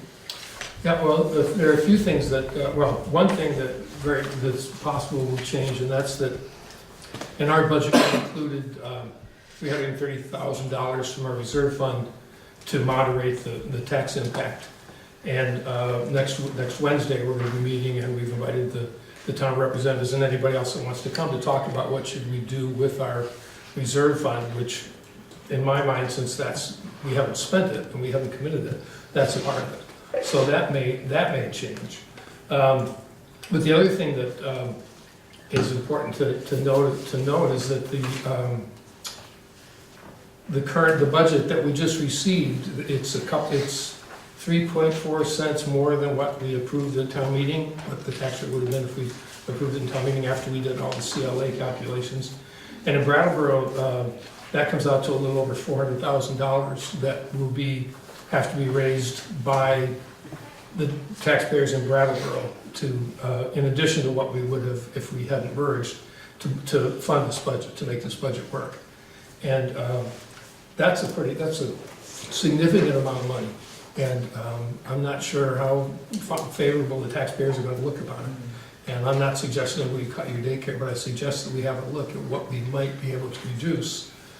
And for the last several years, well, 2 years at least, I heard time and again that in the first year of the merger, we could conservatively reduce the budget by $500,000. And so I'm wondering, can we do that to this one to make up either for whatever shortfall that is going to result if we take that money out or not? Jamie? I just want to name about what's about to happen. We are, after we voted in Putney, in Dummerston, in Brattleboro, can't remember. On the budget? No, on the merger. Oh, Guilford, everybody. Everybody. Just that we voted out of concern about this process, over 2-1 against the process. We are mandated to merge. We were told we were going to save $500,000 over and over again. Now we're about to merge in about a month, and now you get to watch people who love our schools and our students have to answer for tax increases. And Brattleboro, and rightly so, is now going to answer to their voters. Putney's got to answer to their voters. Dummerston, Guilford's got to answer to their voters. We don't. However, let me finish. And so I just want to name that I am opposed to being a part of a process where I come for you and your school resources.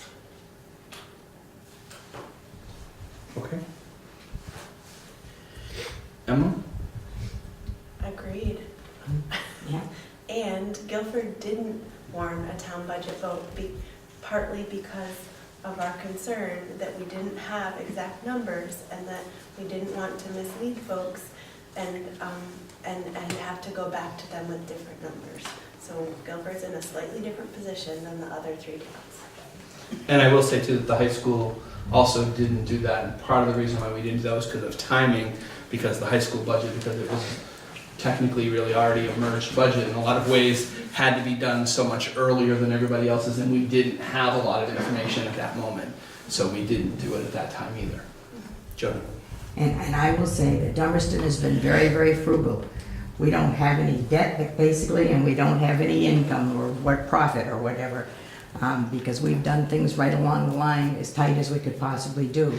And I don't want to see, and I understand Brattleboro, and I understand Brattleboro's situation, and we knew this was going to happen. We've always said that Brattleboro was going to end up paying, and paying through the nose, and I'm sorry, but I don't think it should be taken from somebody else. Christine? So I just want to say the kind of the nerdy counterpoint, which is, yeah, the threshold, we really have to be careful that we don't go over the threshold because then it's a double spending penalty. Right. And so that's, the reason why we're all very concerned about the threshold, because for every penny we spend over the threshold, 2 pennies go to our taxpayer. And when I look at, the last year semi combined and this year, it's up over $1,000 per pupil. So that is a concern, and there's good reasons for it. I mean, I know our budget's up 3% this year because we're starting pre-K. There are reasons for it on everybody's line item that we can articulate, but we have to be able to articulate it because when I look at these 2 numbers, I'm not coming to it cold, but I go like, what, up 1,000? If I did that in Dummerston to a town meeting, that would be a lot to answer for. So I think we have to be clear on what we're doing and what our strategies are if we're gonna go forward with a budget that goes up $1,000 for 6%. Other thoughts? Year before, didn't everybody keep their budget increases really low because That is very true. the governor The governor asked asked to do it. But yes. Burlington's went up 7.9%. I know, but Burlington It did is away with exempt. it. Yeah. They're exempt. Okay. Emily? Ours went up too, mainly because of healthcare costs Mhm. for all of the educators, all the teachers, staff. Yes. I'm gonna have to leave soon because Ruby from Putney, my kid is in childcare. But I wanted to just raise something that was discussed at the Putney School Board meeting that was around this values thing that's, I think, is directly related to what the transition board and then the next board's gonna be dealing with. For Putney, what I think we discussed around our food program that's directly related to, if I look at that shared one-pager, if you're looking for like outliers, our food program is like off the charts outlier.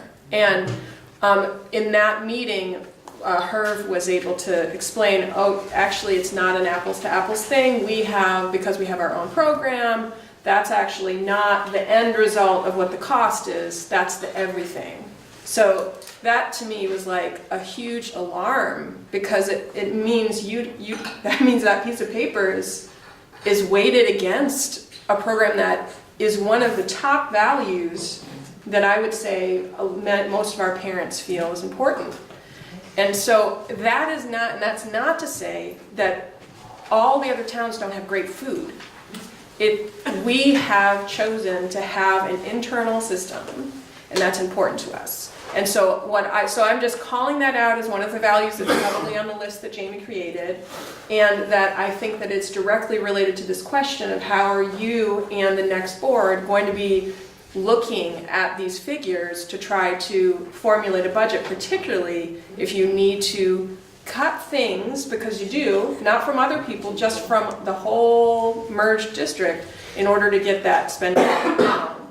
So I fear for things, those outliers, and I'm sure that your towns have those funny outliers too. I just happen to know the most about our food programs. Thank you. David? Well, anybody else want to talk first? I don't see you there. Yeah, I don't think that those are the things that I'm interested in cutting, or that when people start looking at, okay, how are we going to reduce costs, we're going to be looking at important programs. I think that the promise of Act 46 is that we would be more efficient, and we would be able to take advantage of something, and we'd be able to save money, particularly administrative. And so when I talk about reducing the budget, I'm thinking primarily about administrative. We've got additional staff that we're adding this year that maybe we won't need it once we only have one budget and one system to operate instead of 5. We are certain to save money. The only thing that ever was uniformly accepted as a savings emerging is we won't do as many audits. So that money immediately could be removed. There are a bunch of memberships and subscriptions and magazines and other sorts of travel things that we could do without if we really had to cut away. Those would be the places I would always look first. And before ever looking at any programs or staff that's immediately in contact with the students, I would want to look at the administration. And even if it means some reports don't get earlier in a timely manner, too bad. But the programs and the kids are more important. So that's what I talk about, cutting $500,000. I'm assuming that's where it's going to come from, where these efficiencies and these savings from merging. Jim? I don't know whether I heard you correctly before, David. Did you talk about having some surplus that you wanted to spend? Because if you have some surplus, you could put it against your cost and not spend it now, but put it against your cost. Well, the number is not exactly certain, but we have $330,000 in the budget that these numbers that are based on, that's from our reserve fund, and it was intended to keep the tax rate. It was to take a couple of points off the tax rate. So are you gonna use that to do that then? Is that what you're saying? I didn't know If- whether I understood you Well, or we not. have, we're gonna sit down as a board with the community and talk about what should we do with the surplus, That's what you're gonna including, do, okay. and that's part of it, that's still in there. Okay, just wanted to be clear on what you said. Well, and I will say too, from the high school end too, that when we created our budget, we did the same thing, was we took, over $500,000 out of our reserve fund to put directly towards reducing the tax rate. So, we did the same thing. Hi, Franz Reichman, Brattleboro. In this vein, when we were talking about surpluses, and I presume something similar might apply to that, what is it legally that can be done with the reserve funds at this point? If you want to spend it on something to get something happening, some project that is sort of anticipated in order to spend on the reserve before the merger happens, wouldn't that have to go before the voters somehow? No, the district, that's a Brattleboro question. Yeah. And the representative town meeting gave us they gave us a waiver on having to come to them to spend a reserve fund several years ago. So we don't have to.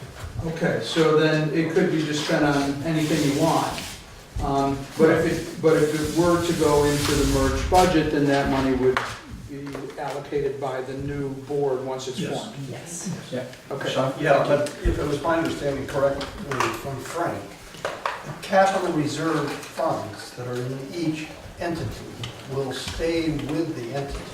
So we have a capital reserve budget at BOHS, and we have funds that we have to spend on specific items, and that will never go to, that will not leave the District 6 budget.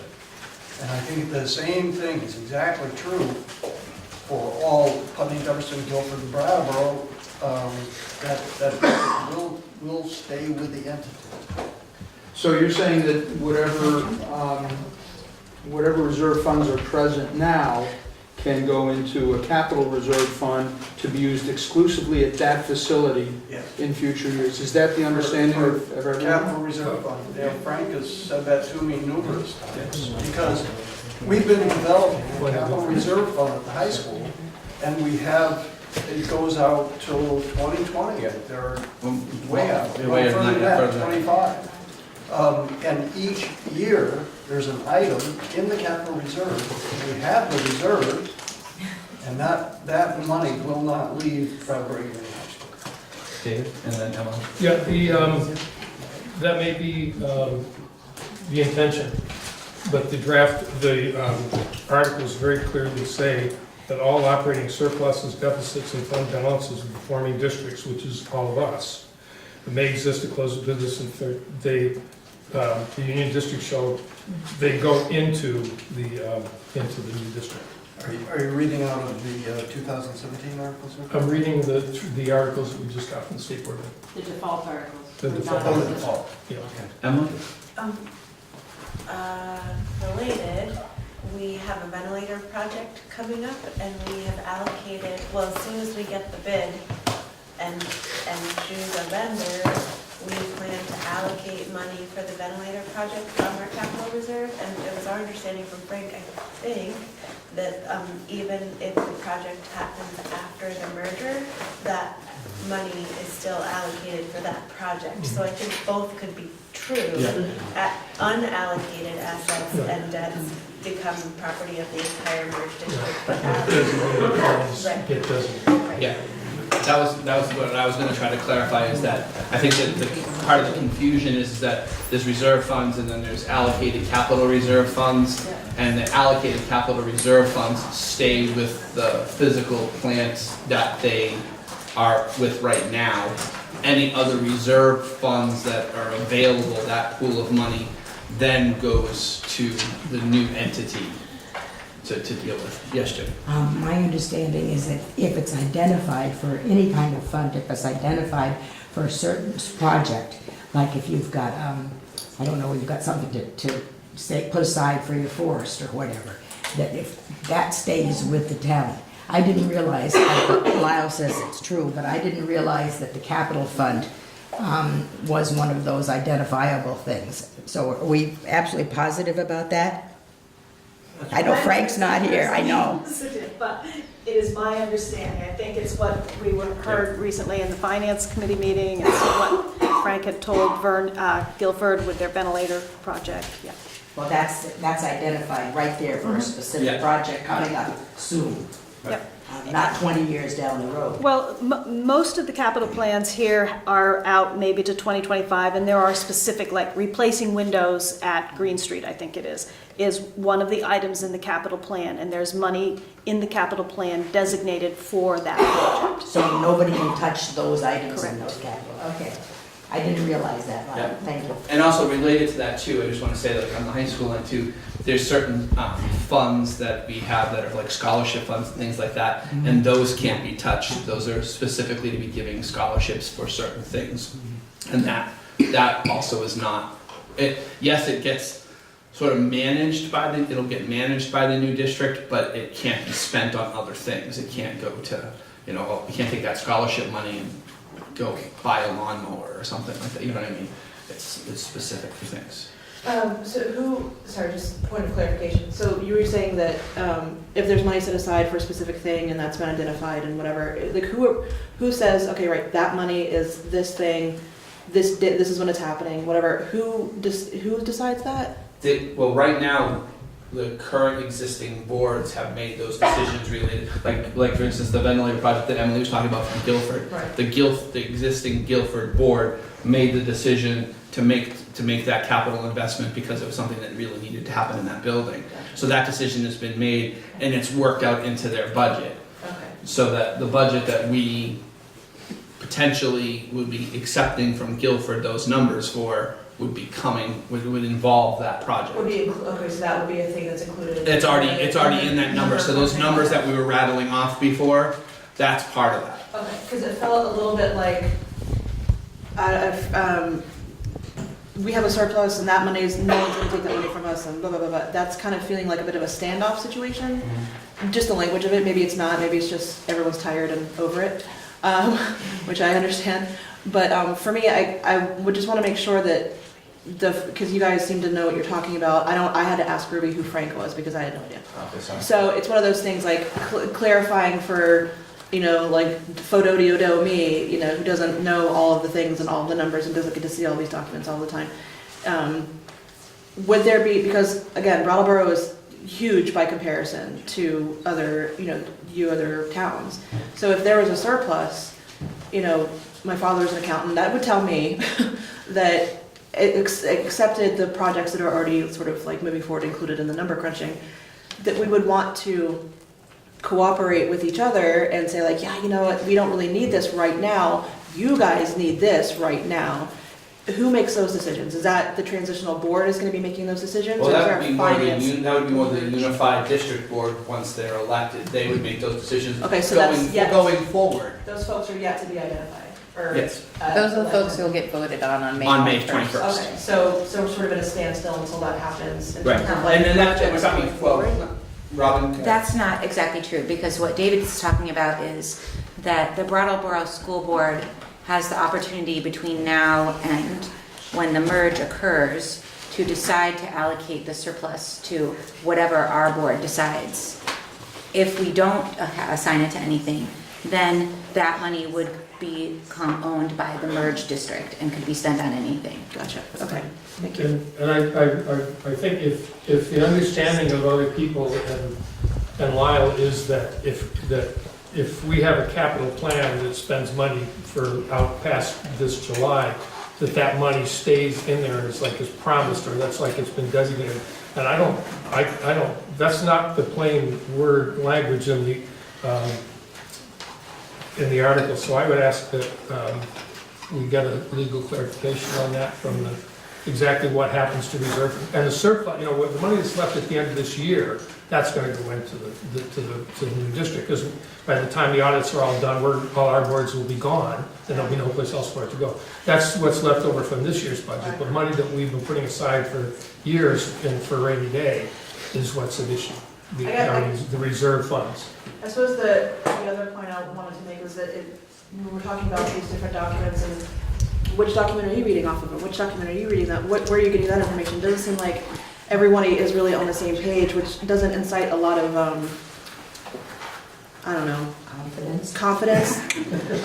And not, this is not a personal thing, again, because, again, I'm over here, you were over there for a reason, like, I couldn't do it. But, that said, I feel like, oh, is it the default that language? I'm not really sure. It's my understanding that, like, I feel like these are the things that are tripping points for people like me, and I'm sure in Guilford and Dummerston and Brattleboro. It's just, if you guys don't have these things down so you can answer the question, like that you're not wondering which document everyone is reading off of, what are we supposed to do? Like, there's absolutely zero, and I'm not saying that I have zero confidence, I just have a lack of confidence in this moment that this is going to not be a total disaster.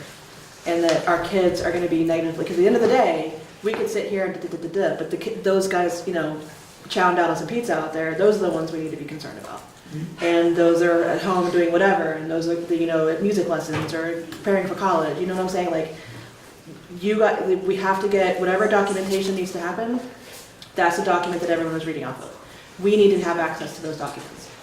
Whatever is appropriate. Obviously, there's going to be some internal stuff that we don't need to deal with, but for superintendent and for everyone to not really be seemingly on the same page, literally and figuratively, is frustrating for me. Specifically, like me personally, I can't speak for everyone else, and my partner, because we seriously just don't understand where some of the information is coming from. So I would, and again, this is also the other point of like where we post the information and how easily it's accessed, and that there's no WSESD Facebook page. I'm guessing that's because there's not one person who has that extra hundreds of thousands of hours to sit there on Facebook and be like, So I don't think any of the boards have a Facebook page. We should. WSESU, everyone, it should. There should be a centrally located spot for all the information, whether it's Facebook, whether it's websites, whatever. Because not knowing is what is scaring everybody. Okay. Yeah, one of the reasons that we don't have all these answers is that this is all brand new, it's never been done before, and none of us have asked these questions before. The document about what happens to fund surpluses and debts is published and has been out since November, and that is available. But the reason we have these questions and we keep asking Lyle to consult with the attorneys is because we don't know. We're trying to figure this out. As we do. Yeah, you're trying to navigate along with us. Yeah. I do respect that. I just wanted to kind of feel free to contact voice my concern. Feel free to contact your legislators and ask them to give us a little more time. Time and money. Yeah, that would be lots of money. Okay, so continuing the budget discussion, is there any other thoughts, questions, ideas about how we move forward? Because a lot of things were discussed, but nothing was firm. We may need to have motions if we're going to ask somebody to do something. We need to do all that kind of stuff. Sean? I just have one little, when you were speaking, I've been on the Brattleboro Union High School Board for many, many years. And so that's a high school board that is made up, it actually has a complexion that would be very similar to the Unified Board. It's a little different because the way the Unified Board is about ready to be voted. But that board has worked really well. And they're members of Putney, Dummerston, Brattleboro, and Guilford. Used to be Vernon also. So that board has worked really well in that it's a pretty big campus there. Brattleboro Union High School, the Career Center, and Brattleboro Area Middle School. And it's all of the towns are responsible for all the financial payments to make that entity exist. So, and it's worked. So that's a little glimmer of hope that we can do that, because we're mandated to, we can do that again with all the elementary schools involved. And it will have to be a big commitment on the townspeople from all three outlying towns and Brattleboro make sure that they stay involved, stay engaged. Anyway. Emily? You had your hand up before. I don't remember. I'm sorry. Okay.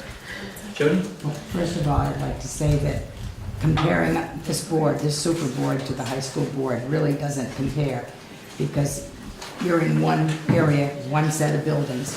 You've got 9 people that are going to be controlling schools in 4 different towns. And there are, how many schools? 10 in all? Brattleboro's got 5. 9 in this body. 9 in this body. So I don't think that's a good comparison. I never have. I was very vocal about putting the budgets together, and for the first time around, and I will move that that's what we do, is that we put these budgets together for the first year. There's a motion on the floor. Is there a second? Second. Moved and seconded. All right, any discussion on the motion? I missed the motion. The motion is to put all of the board-approved budgets together into one merged budget Frank's already done it. for the first year. Is it all right if I put board-approved budgets? Yes. Okay. That's fine. Okay, so that's the I know motion. that wasn't your exact one. Discussion on the motion. Emily? I remember, and it may be moot now, but the few savings that we can definitely anticipate, like fewer audits and fewer board member stipends, are those reflected? I'm not sure if those are reflected in this. I think they must be. No. They're not Well, only they because, they can't be because the first year, we're still gonna have to do the audits will get billed for the year that we're currently in, will need to get billed to somebody, and those audits will still need to be done because those are still separate budgets. So the second year is when we'll start seeing savings related to the audits and things like that. And the board member stipends, we would realize immediately. We would start to realize those immediately, yes. Wait, so Ricky, you're saying that the money for if we weren't merging, the money to pay for the audit from this year, at the end of this fiscal year, is in next year's fiscal budget, it's not in this year's budget? That's the way that, at least the height, I can't speak for everybody. So we already budget. spent it on last year's? Right. Yeah. It happens after July 1. Because it happens after July 1, so it comes out of that budget. So the money in the budget it's is to not pay for last year's considered audit? Yes. It's not considered in the surplus or the... I don't believe so. I think it's in the budget. Yeah, back there. Does your articles of incorporations have I believe they have a notice on how long those budgets will be held or what can be voted on by you? So are you assigning now that you're only going to give those budgets 1 year, or are you going to, your articles of incorporation are then going to turn around and change that? We only ever do 1 year budget. Yeah, we only vote. Yeah, the articles of agreement will be, until it should be, a change should be wanted by the unified board or. And or the electric. Or the electorate. But budgets are we always do it for 1 year.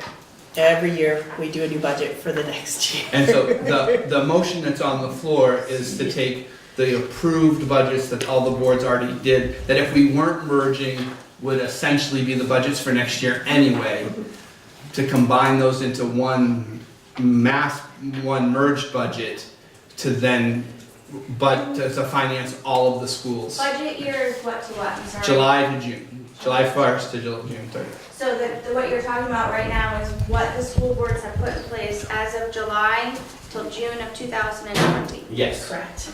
And if we weren't merging, those budgets for most of the towns have already been approved, and that's what they would have been their budget come July 1st anyway. And the budget is always, it's labeled, it's FY20. So even though it's from 2019 to 2020, it's labeled FY20. Okay, so I can't do it here, sorry. Casey Morrow, I'm still confused about the BUHS budget and the Guilford budget. I thought you said separately that you had not yet approved. Well, the budget, the boards have approved. In other words, it didn't go to the public. So we have no money until the public says yes. Right. But the boards can say, we have a budget and we agree that this is a budget that should be presented to the public. So all the town school boards have done that. And just to clarify too, to help clean this up, because for the high school, and anyway, we didn't do that, we have a proposed meeting, or we have a meeting scheduled for June 12th to let the existing electorate of all 4 towns vote on the budget that the board has already approved. So, Thank you. yes, Jamie. One of my understandings of the process is that because of the mandated merger, the Agency of Education encouraged individual school districts to not bring their budgets to the public. Right. A couple of schools rejected that recommendation, and Putney brought their budget to the body at town meeting. Right. So that was one of the complexities. So they understand. Christina? Since then, the AOE has gone back on that and said you can warn a budget if you want, so. Yes. We weren't scofflaws, I just want to be clear that we're not gonna put us in jail. 'cause- Well, Brattleboro brought it to the town because we were concerned about what the future might hold, because we hadn't heard anything about the judicial findings or the legislature was going to change anything. And since we were meeting, we wanted to present it so we didn't have to call a special meeting. We had the budget and we wanted to present it, see if we had all the town reps I there. think the Putney. Christine? Yeah. I Christine? just had to follow along, I just want to be clear that I think it's years back now at this point, but I think the projected savings from the audits, which won't be the same because Vernon's not included, and the SU still will have to be audited, and the savings for the board members was something like $100,000, and $100,000 on a $40 million budget. I look to you, Franz, to tell me, would that really affect the tax bottom line, and How about a particularly $50 million? on 50 million, 40 million for the merged district. Oh, So, what am I 50, supposed to tell? $100,000 on a $50 million budget. one Probably way half or percentage of that? Yeah. It's Well, then- 0.2%. Yeah, so it's not gonna really affect your tax base tax rate all that much. But it is a savings, to be sure, you know, we can use it somewhere else, but it's Right. not gonna really. Yes. But the savings from the school boards, you have to match that up against what you're going to be paying people on the unified board. So, you know, we know statewide, we already know that mergers are not saving money. Whenever the AOE goes into the House or Senate Ed Committee, they ask, and they say, oh, well, there was this one, they aren't even keeping track. But when you look at the tax rates and you look at the budgets, this whole thing is just a shit show. It's just, you know, it was not well thought out, and presenting it to people as saving money is not what's happening. And right across the West River, they're going through the same.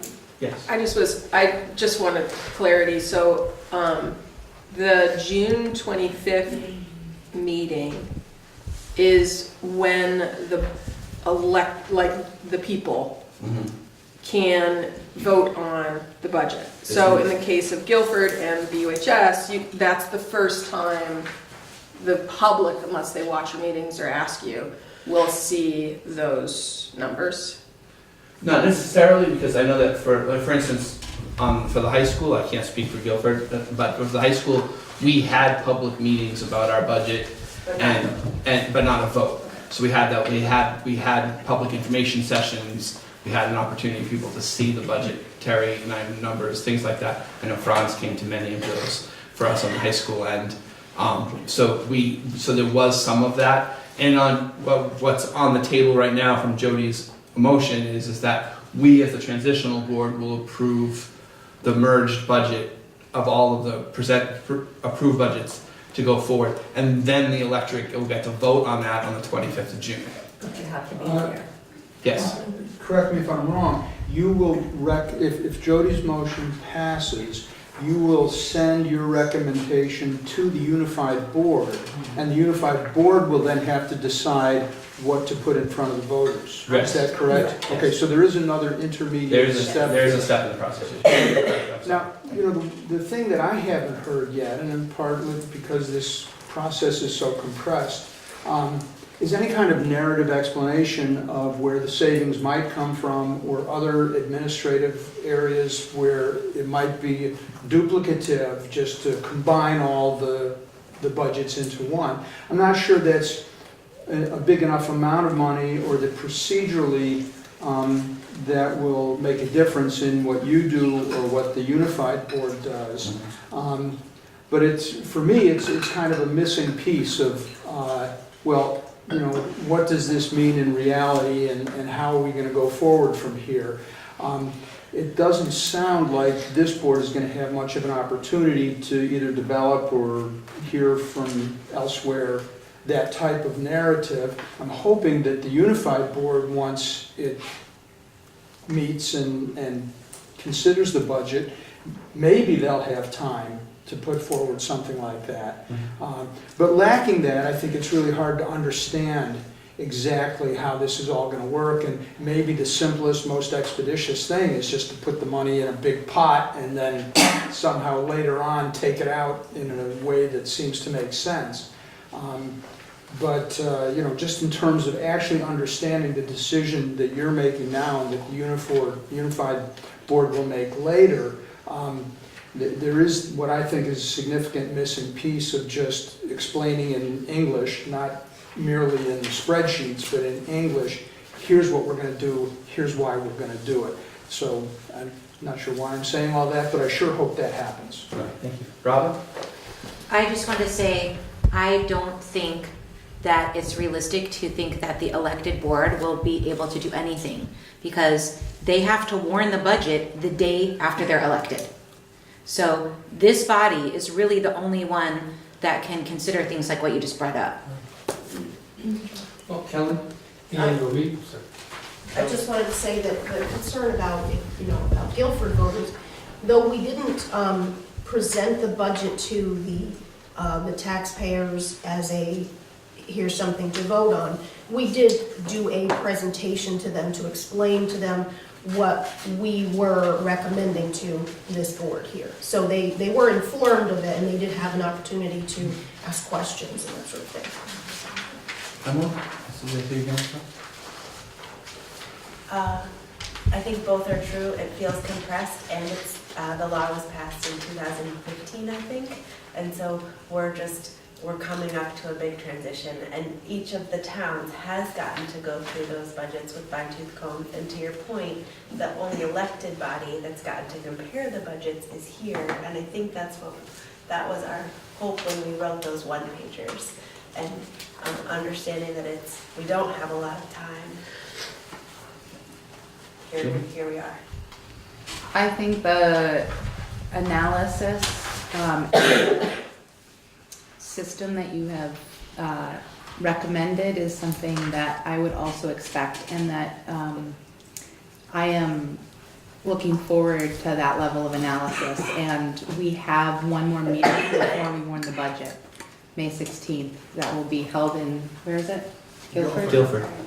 So I think that is, I agree with you. Thanks. You're welcome, but let me point out that you're voting on this matter.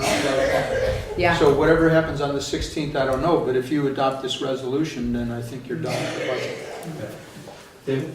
Franz, I think the narrative, hopefully, that you're asking for, hopefully will, the elected board will have time between when they take their seats and the annual meeting to prepare that, because the annual meeting is going to bring all those questions and more, I'm sure. And so any preparation that's going to be done would be done during that time. So there's a month. Yes, but they won't be able to change No, what's they actually can't in the change that. document. No. They'll be able to explain. Well, they could bring recommendations for changes and ask the floor to move. Okay, yes, that's right. Jody? I'd like to get this part passed because we need to spend a lot of time on the amendments to get them going. And we don't have a lot of time for that either.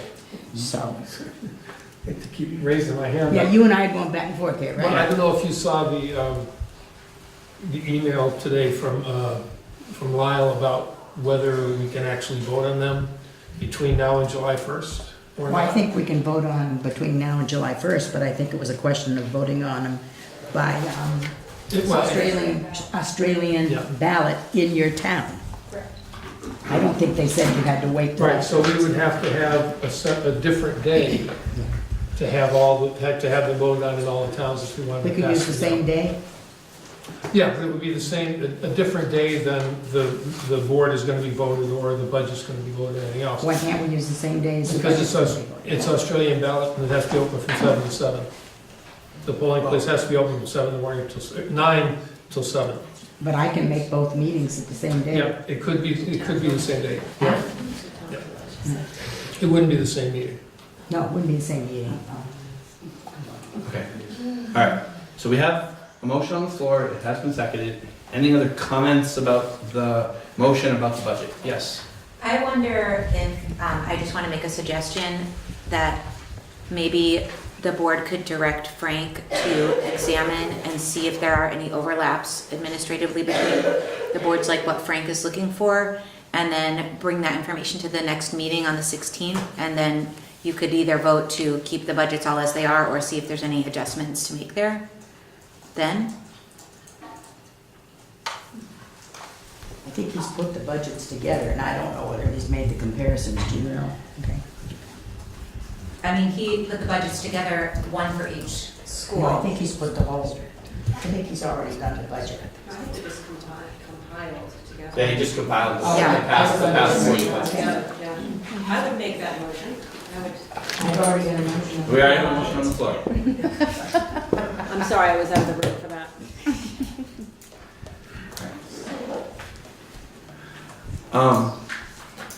So I think there's, correct, help me if I'm wrong here, but I think there's two ways that we can go about doing it.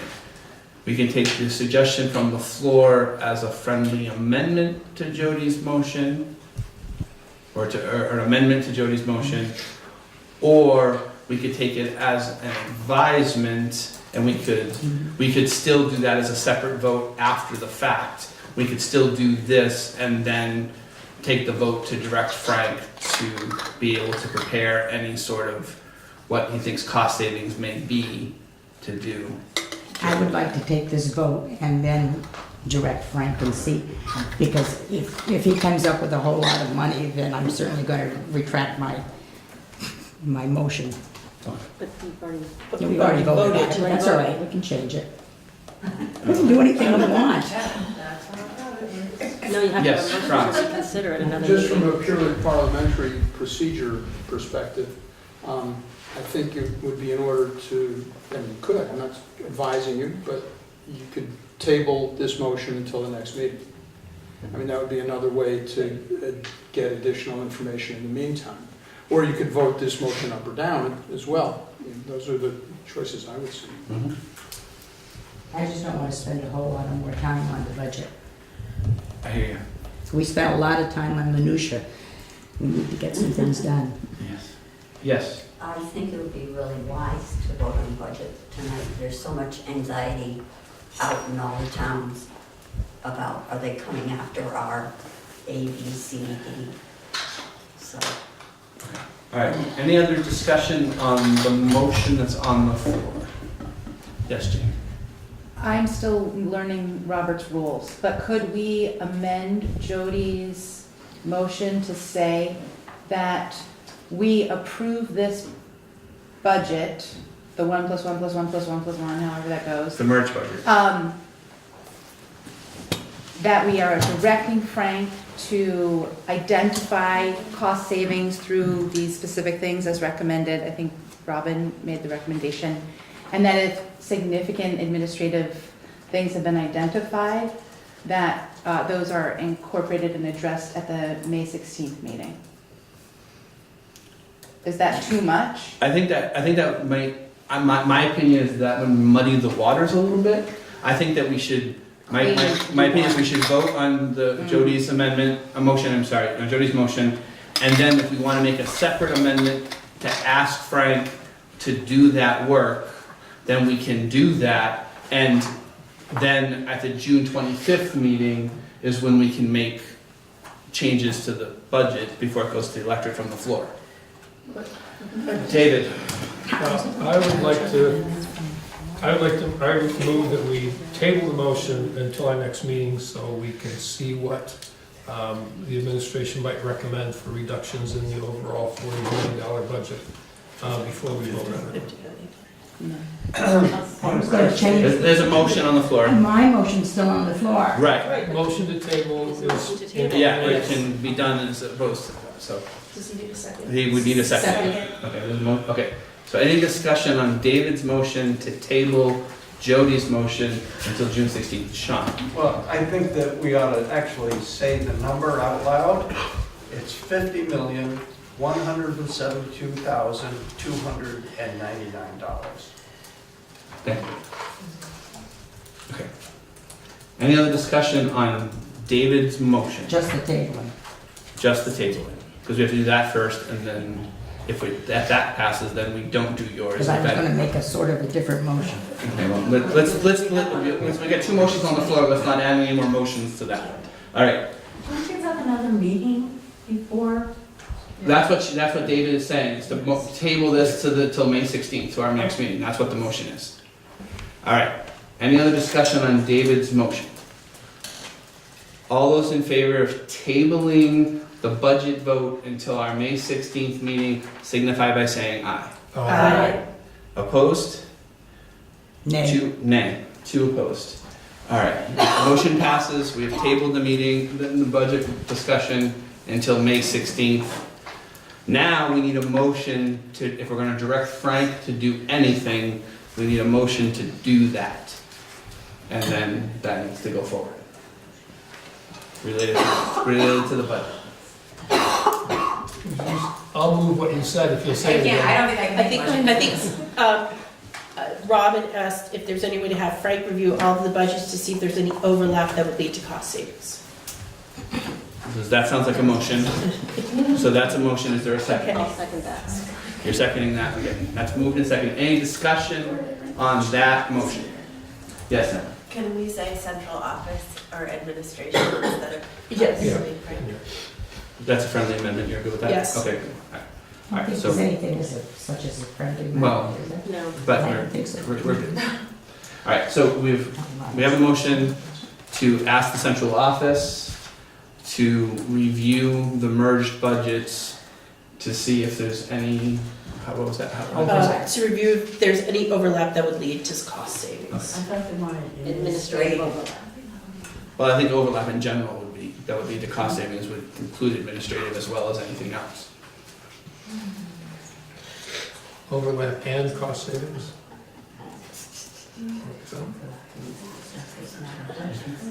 I have all that in my notes for Frank, so. Okay, all right. Overlap, cost savings, All right. savings that might be realized, reductions, got it all. All right.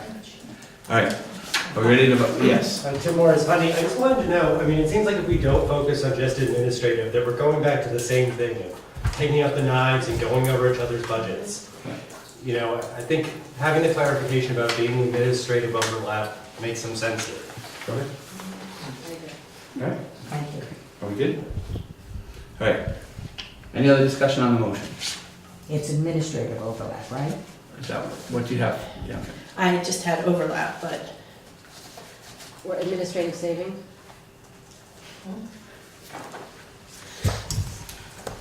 or administrative savings. Cost reductions. Is that what we want to say?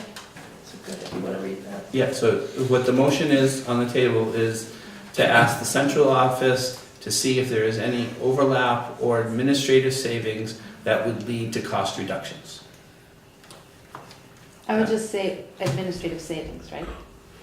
There's not, Savings that don't lead to. well, just making sure it's administrative overlap and savings, like that's, like, right? Administrative overlap and administrative savings? Just so there's not confusion about what overlap means. Like one kindergarten, you know? Okay. So, is there any administrative overlap or savings that would lead to cost reductions? Okay, that's our motion. It's been seconded. We good? All right. Any other discussion on that motion? All those in favor signify by saying aye. Aye. Opposed or abstentions? None. Okay. right, so we're done with budget discussion for tonight. I do want to just do a quick time. Yes, Jamie. I just wanted to ask for an analysis on one additional budget item. Okay. Just wanted So to make a know, motion, I guess. I wanted to make a motion that Frank let us know how much it costs to our dues to the Vermont School Board Association, Yes. so that we could consider the reduction of dues and not do dues to the Vermont School Board Association. Second. Yeah, third. All right. Would that be something that the new board would do? Well, I think that what they're asking for is they're just asking for what's the number that we pay for the dues. So Okay. it's a. Yeah, if we want to take it out of the recommended budget, we could do that. You're right, but that's just we don't know what that number is, so the request is to find out that number Well, is. they're actually working against us, so there's no reason to pay them. Okay, well, let's not worry about that right now. Let's worry about the motion on the table.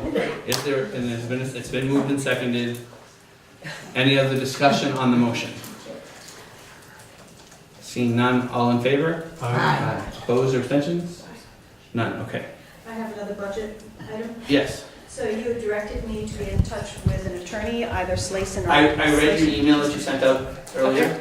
I have this afternoon gotten not a bill, but an agreement from Attorney Ottinger requesting a $2,500 retainer. He charges $275 an hour, and his paralegals charge $115 an hour. So I was not comfortable moving ahead until I had, and that's a lot of money. This is a different. And you still haven't heard from anybody else? I have not. Not even the Secretary of State? Will sending. Attorney Ottinger was going to talk with Will Senning, But after you pay his fees. but yeah. It's hard to pick up the phone. That's what lawyers get. It's a big surprise. Isn't that high from what you're used to paying? I'm not used to paying a retainer. Yeah. Generally, the lawyers that I've worked with in the past bill me when I use them. I do believe he will refund the retainer $2,500, which will be placed in our client trust account. You're expected to pay a monthly invoice promptly. It's $2,500 a month? An initial retainer of $2,500, which will be placed in our client trust account, and then they'll bill us monthly. We will need an attorney for any of the amendments. An attorney will need to review those, so we're going to need an attorney.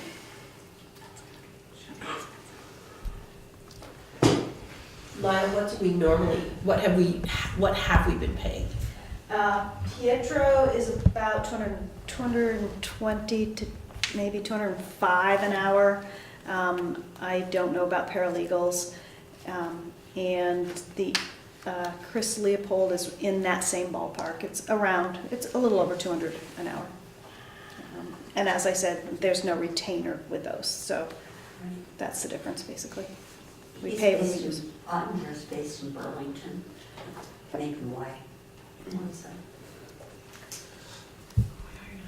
Thoughts, suggestions? I move which we already did, I think, we'll move the contract with Ottinger for the first part of these services. Second. Moved and seconded. Any discussion on the motion? Yes, Emily. I'm just recapping, what's our rubric? Why are we choosing him? Just because that office is the first office to get back to us? No.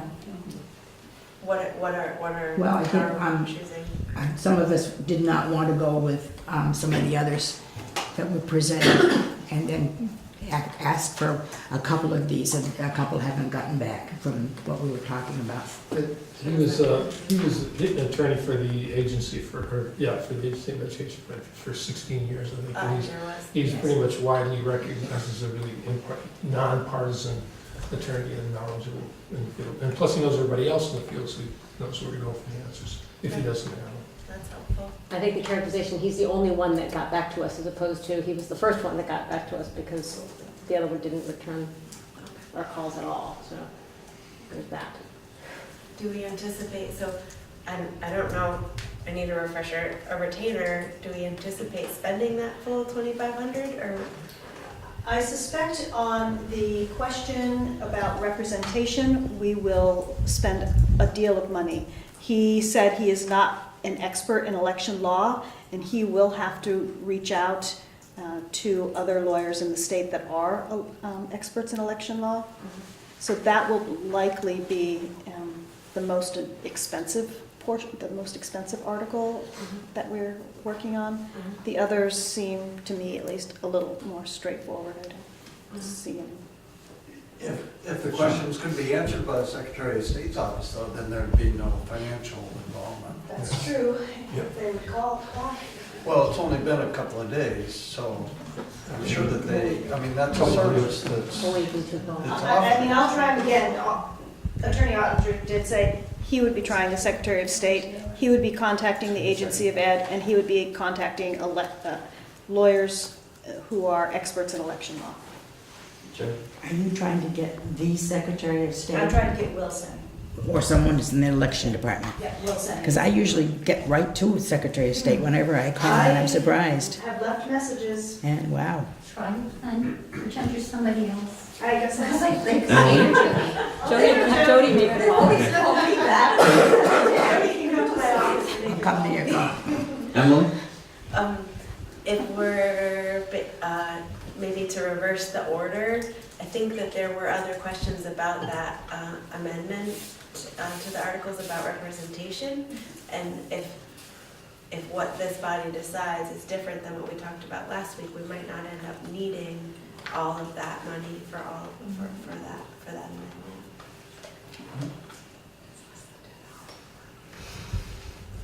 Yes. Sorry, it seems like a lot of money to spend on something that, no disrespectful, I don't know, but on a guy who's gonna have to ask people for help. We already know that you guys already know that going in.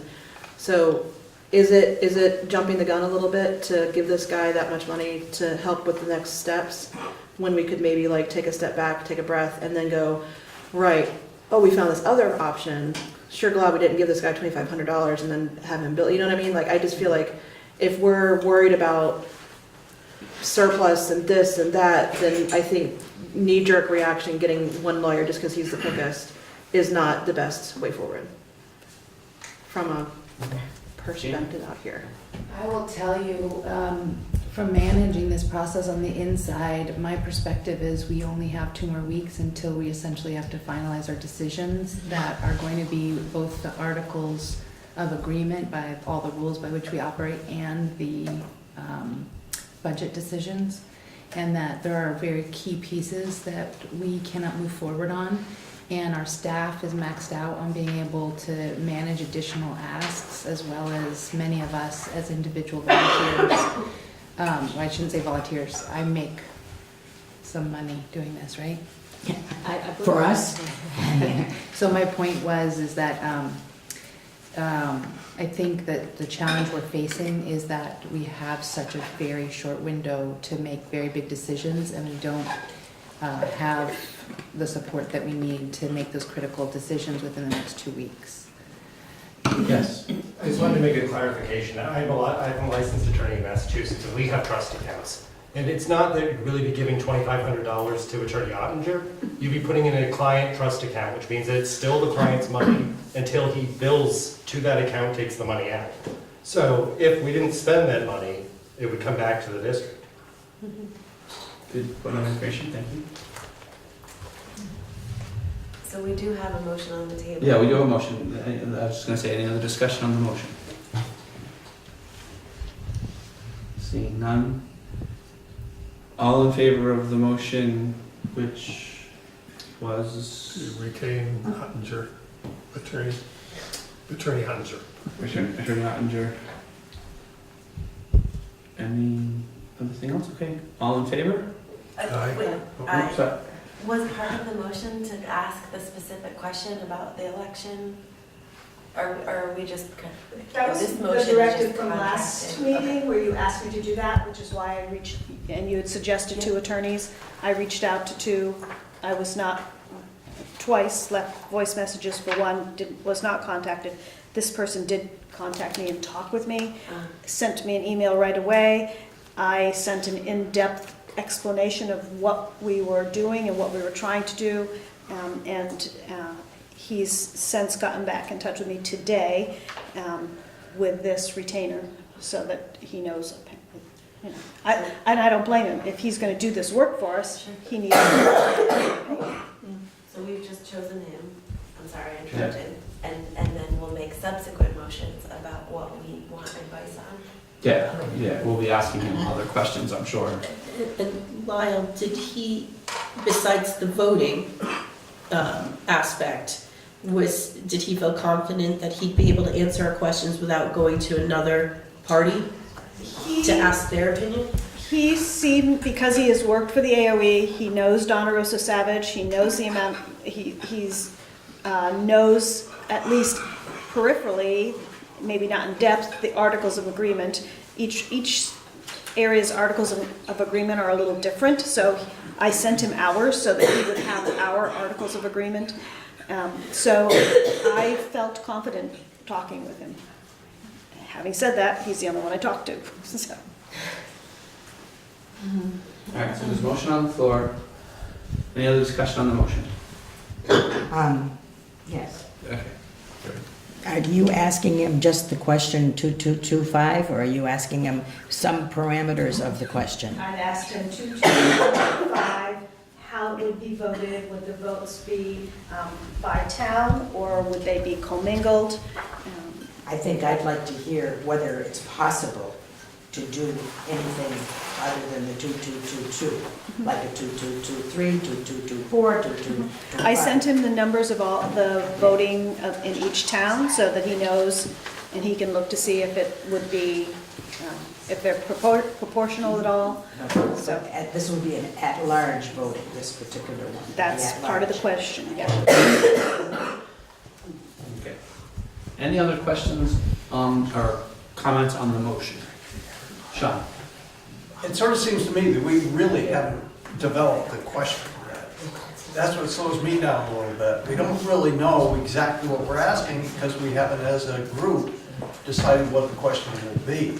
So because of that, I think, I mean, we could give them the retainer, and as was indicated, it's just an escrow account.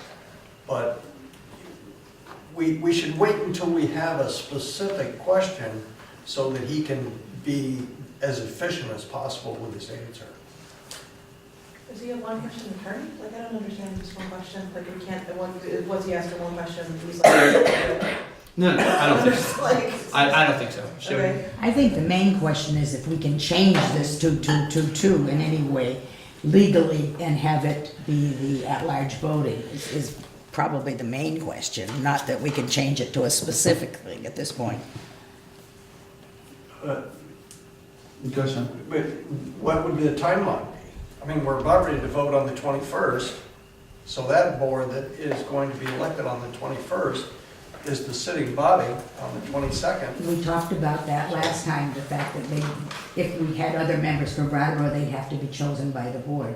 Right. Yes, but there was some indication that that was not a possibility, I believe. So that was one of the questions, saying we're having an election on the 21st.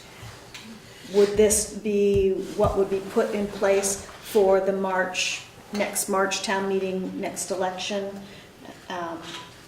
Because that, in my mind, was what we were going to be doing for people who had one-year terms in the merged board. There, we would put it into our normal voting routine, which is town meeting day. So the change would not come to fruition until town meeting 2020. Unless we ask to do something Unless different. we ask. All right. Any other comments, questions related to the motion on the floor?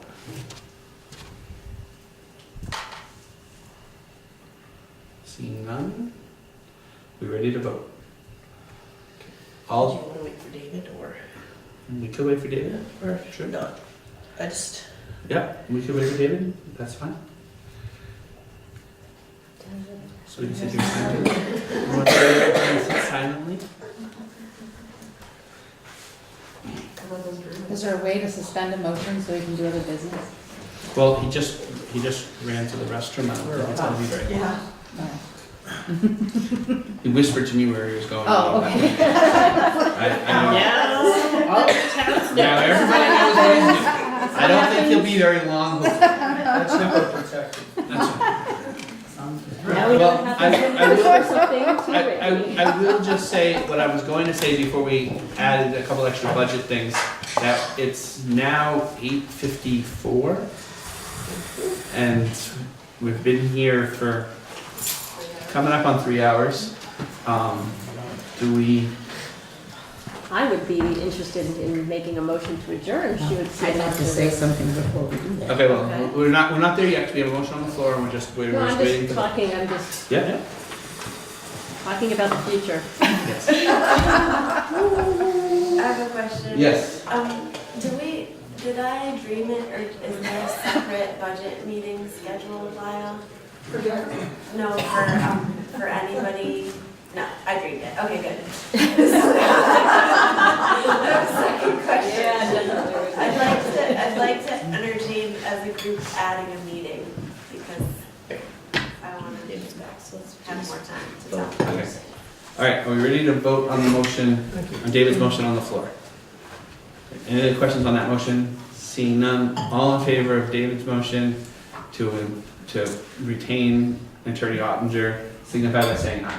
Aye. Opposed or abstentions? No. One opposed. Two opposed, okay. So it passes, and we're moving on with the next things on the agenda. There's a couple of things that people have mentioned. I will say what I said during our pause, that it's now 8:56. And I just want to get the temperature of the room as to how much longer we continue to go this evening.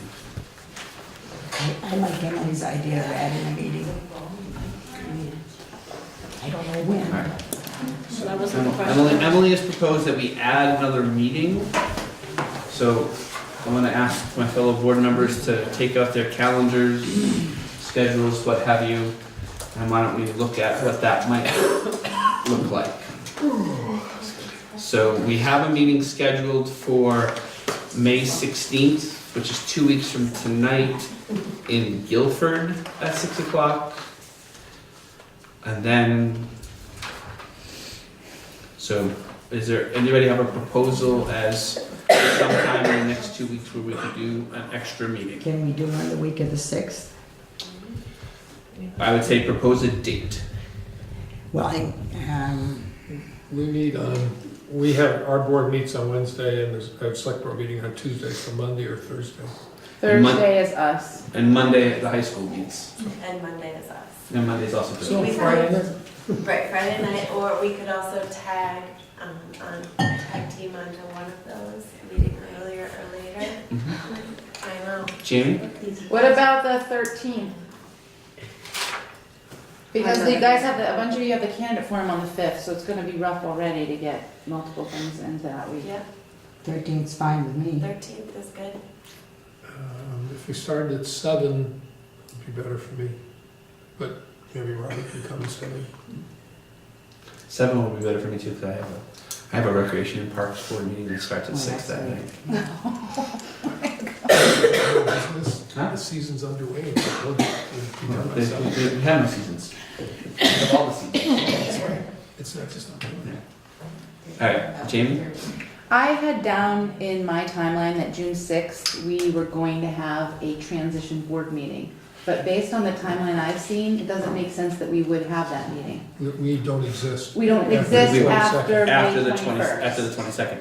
22nd. Okay, so we're done. Yes. Okay, so then I would suggest the 13th is at BAM's, right? Because we were gonna have, we discussed a Brattleboro-based, or there was a Green Street or Oak Grove discuss, we were gonna have one of the meetings. We were going to have another meeting. If we were going to have another meeting, it was going to be in Brattleboro. and it was at Oak Grove on June 6th was the original plan, but, so we could do one maybe in one of the Brattleboro schools at 7 o'clock on the 13th.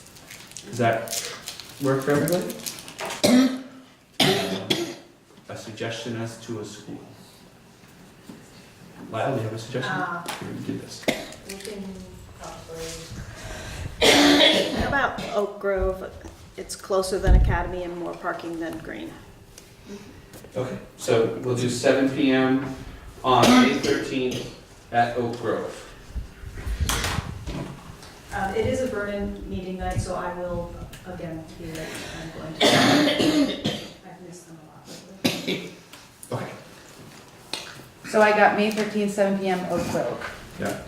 And then we'll meet again on Thursday, May 16th at 6 o'clock in Guilford. Yes, good. Joe. I have just something I'd like to say before we end this meeting, if I can talk. As far as I'm concerned, nothing that happens here tonight shall be interpreted as my consenting in any way to forced merger. And I am present here because I have no choice. The towns present here have worked diligently and lawfully to preserve decision-making for their voting public. This has been stripped from us by the arbitrary and capricious acts of the State Board of Education, which is not supported by the Constitution of the State of Vermont. We preserve our rights to dissent. Thank you.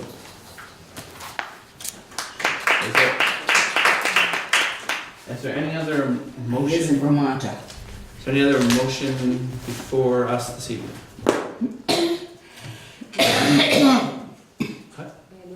Yeah?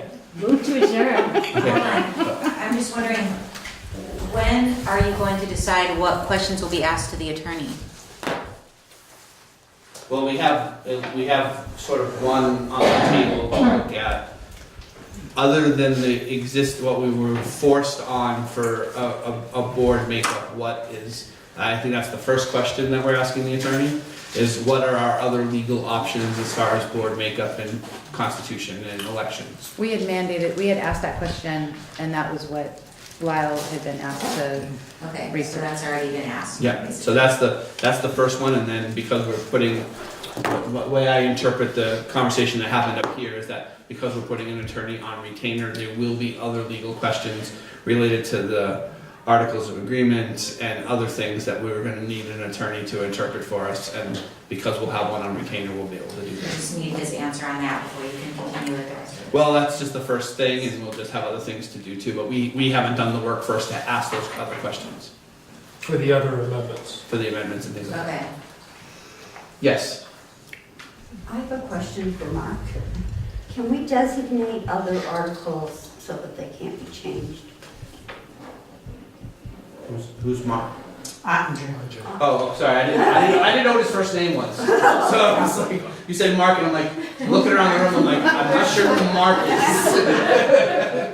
Yeah, you can't make a law or a regulation or anything that can't be changed.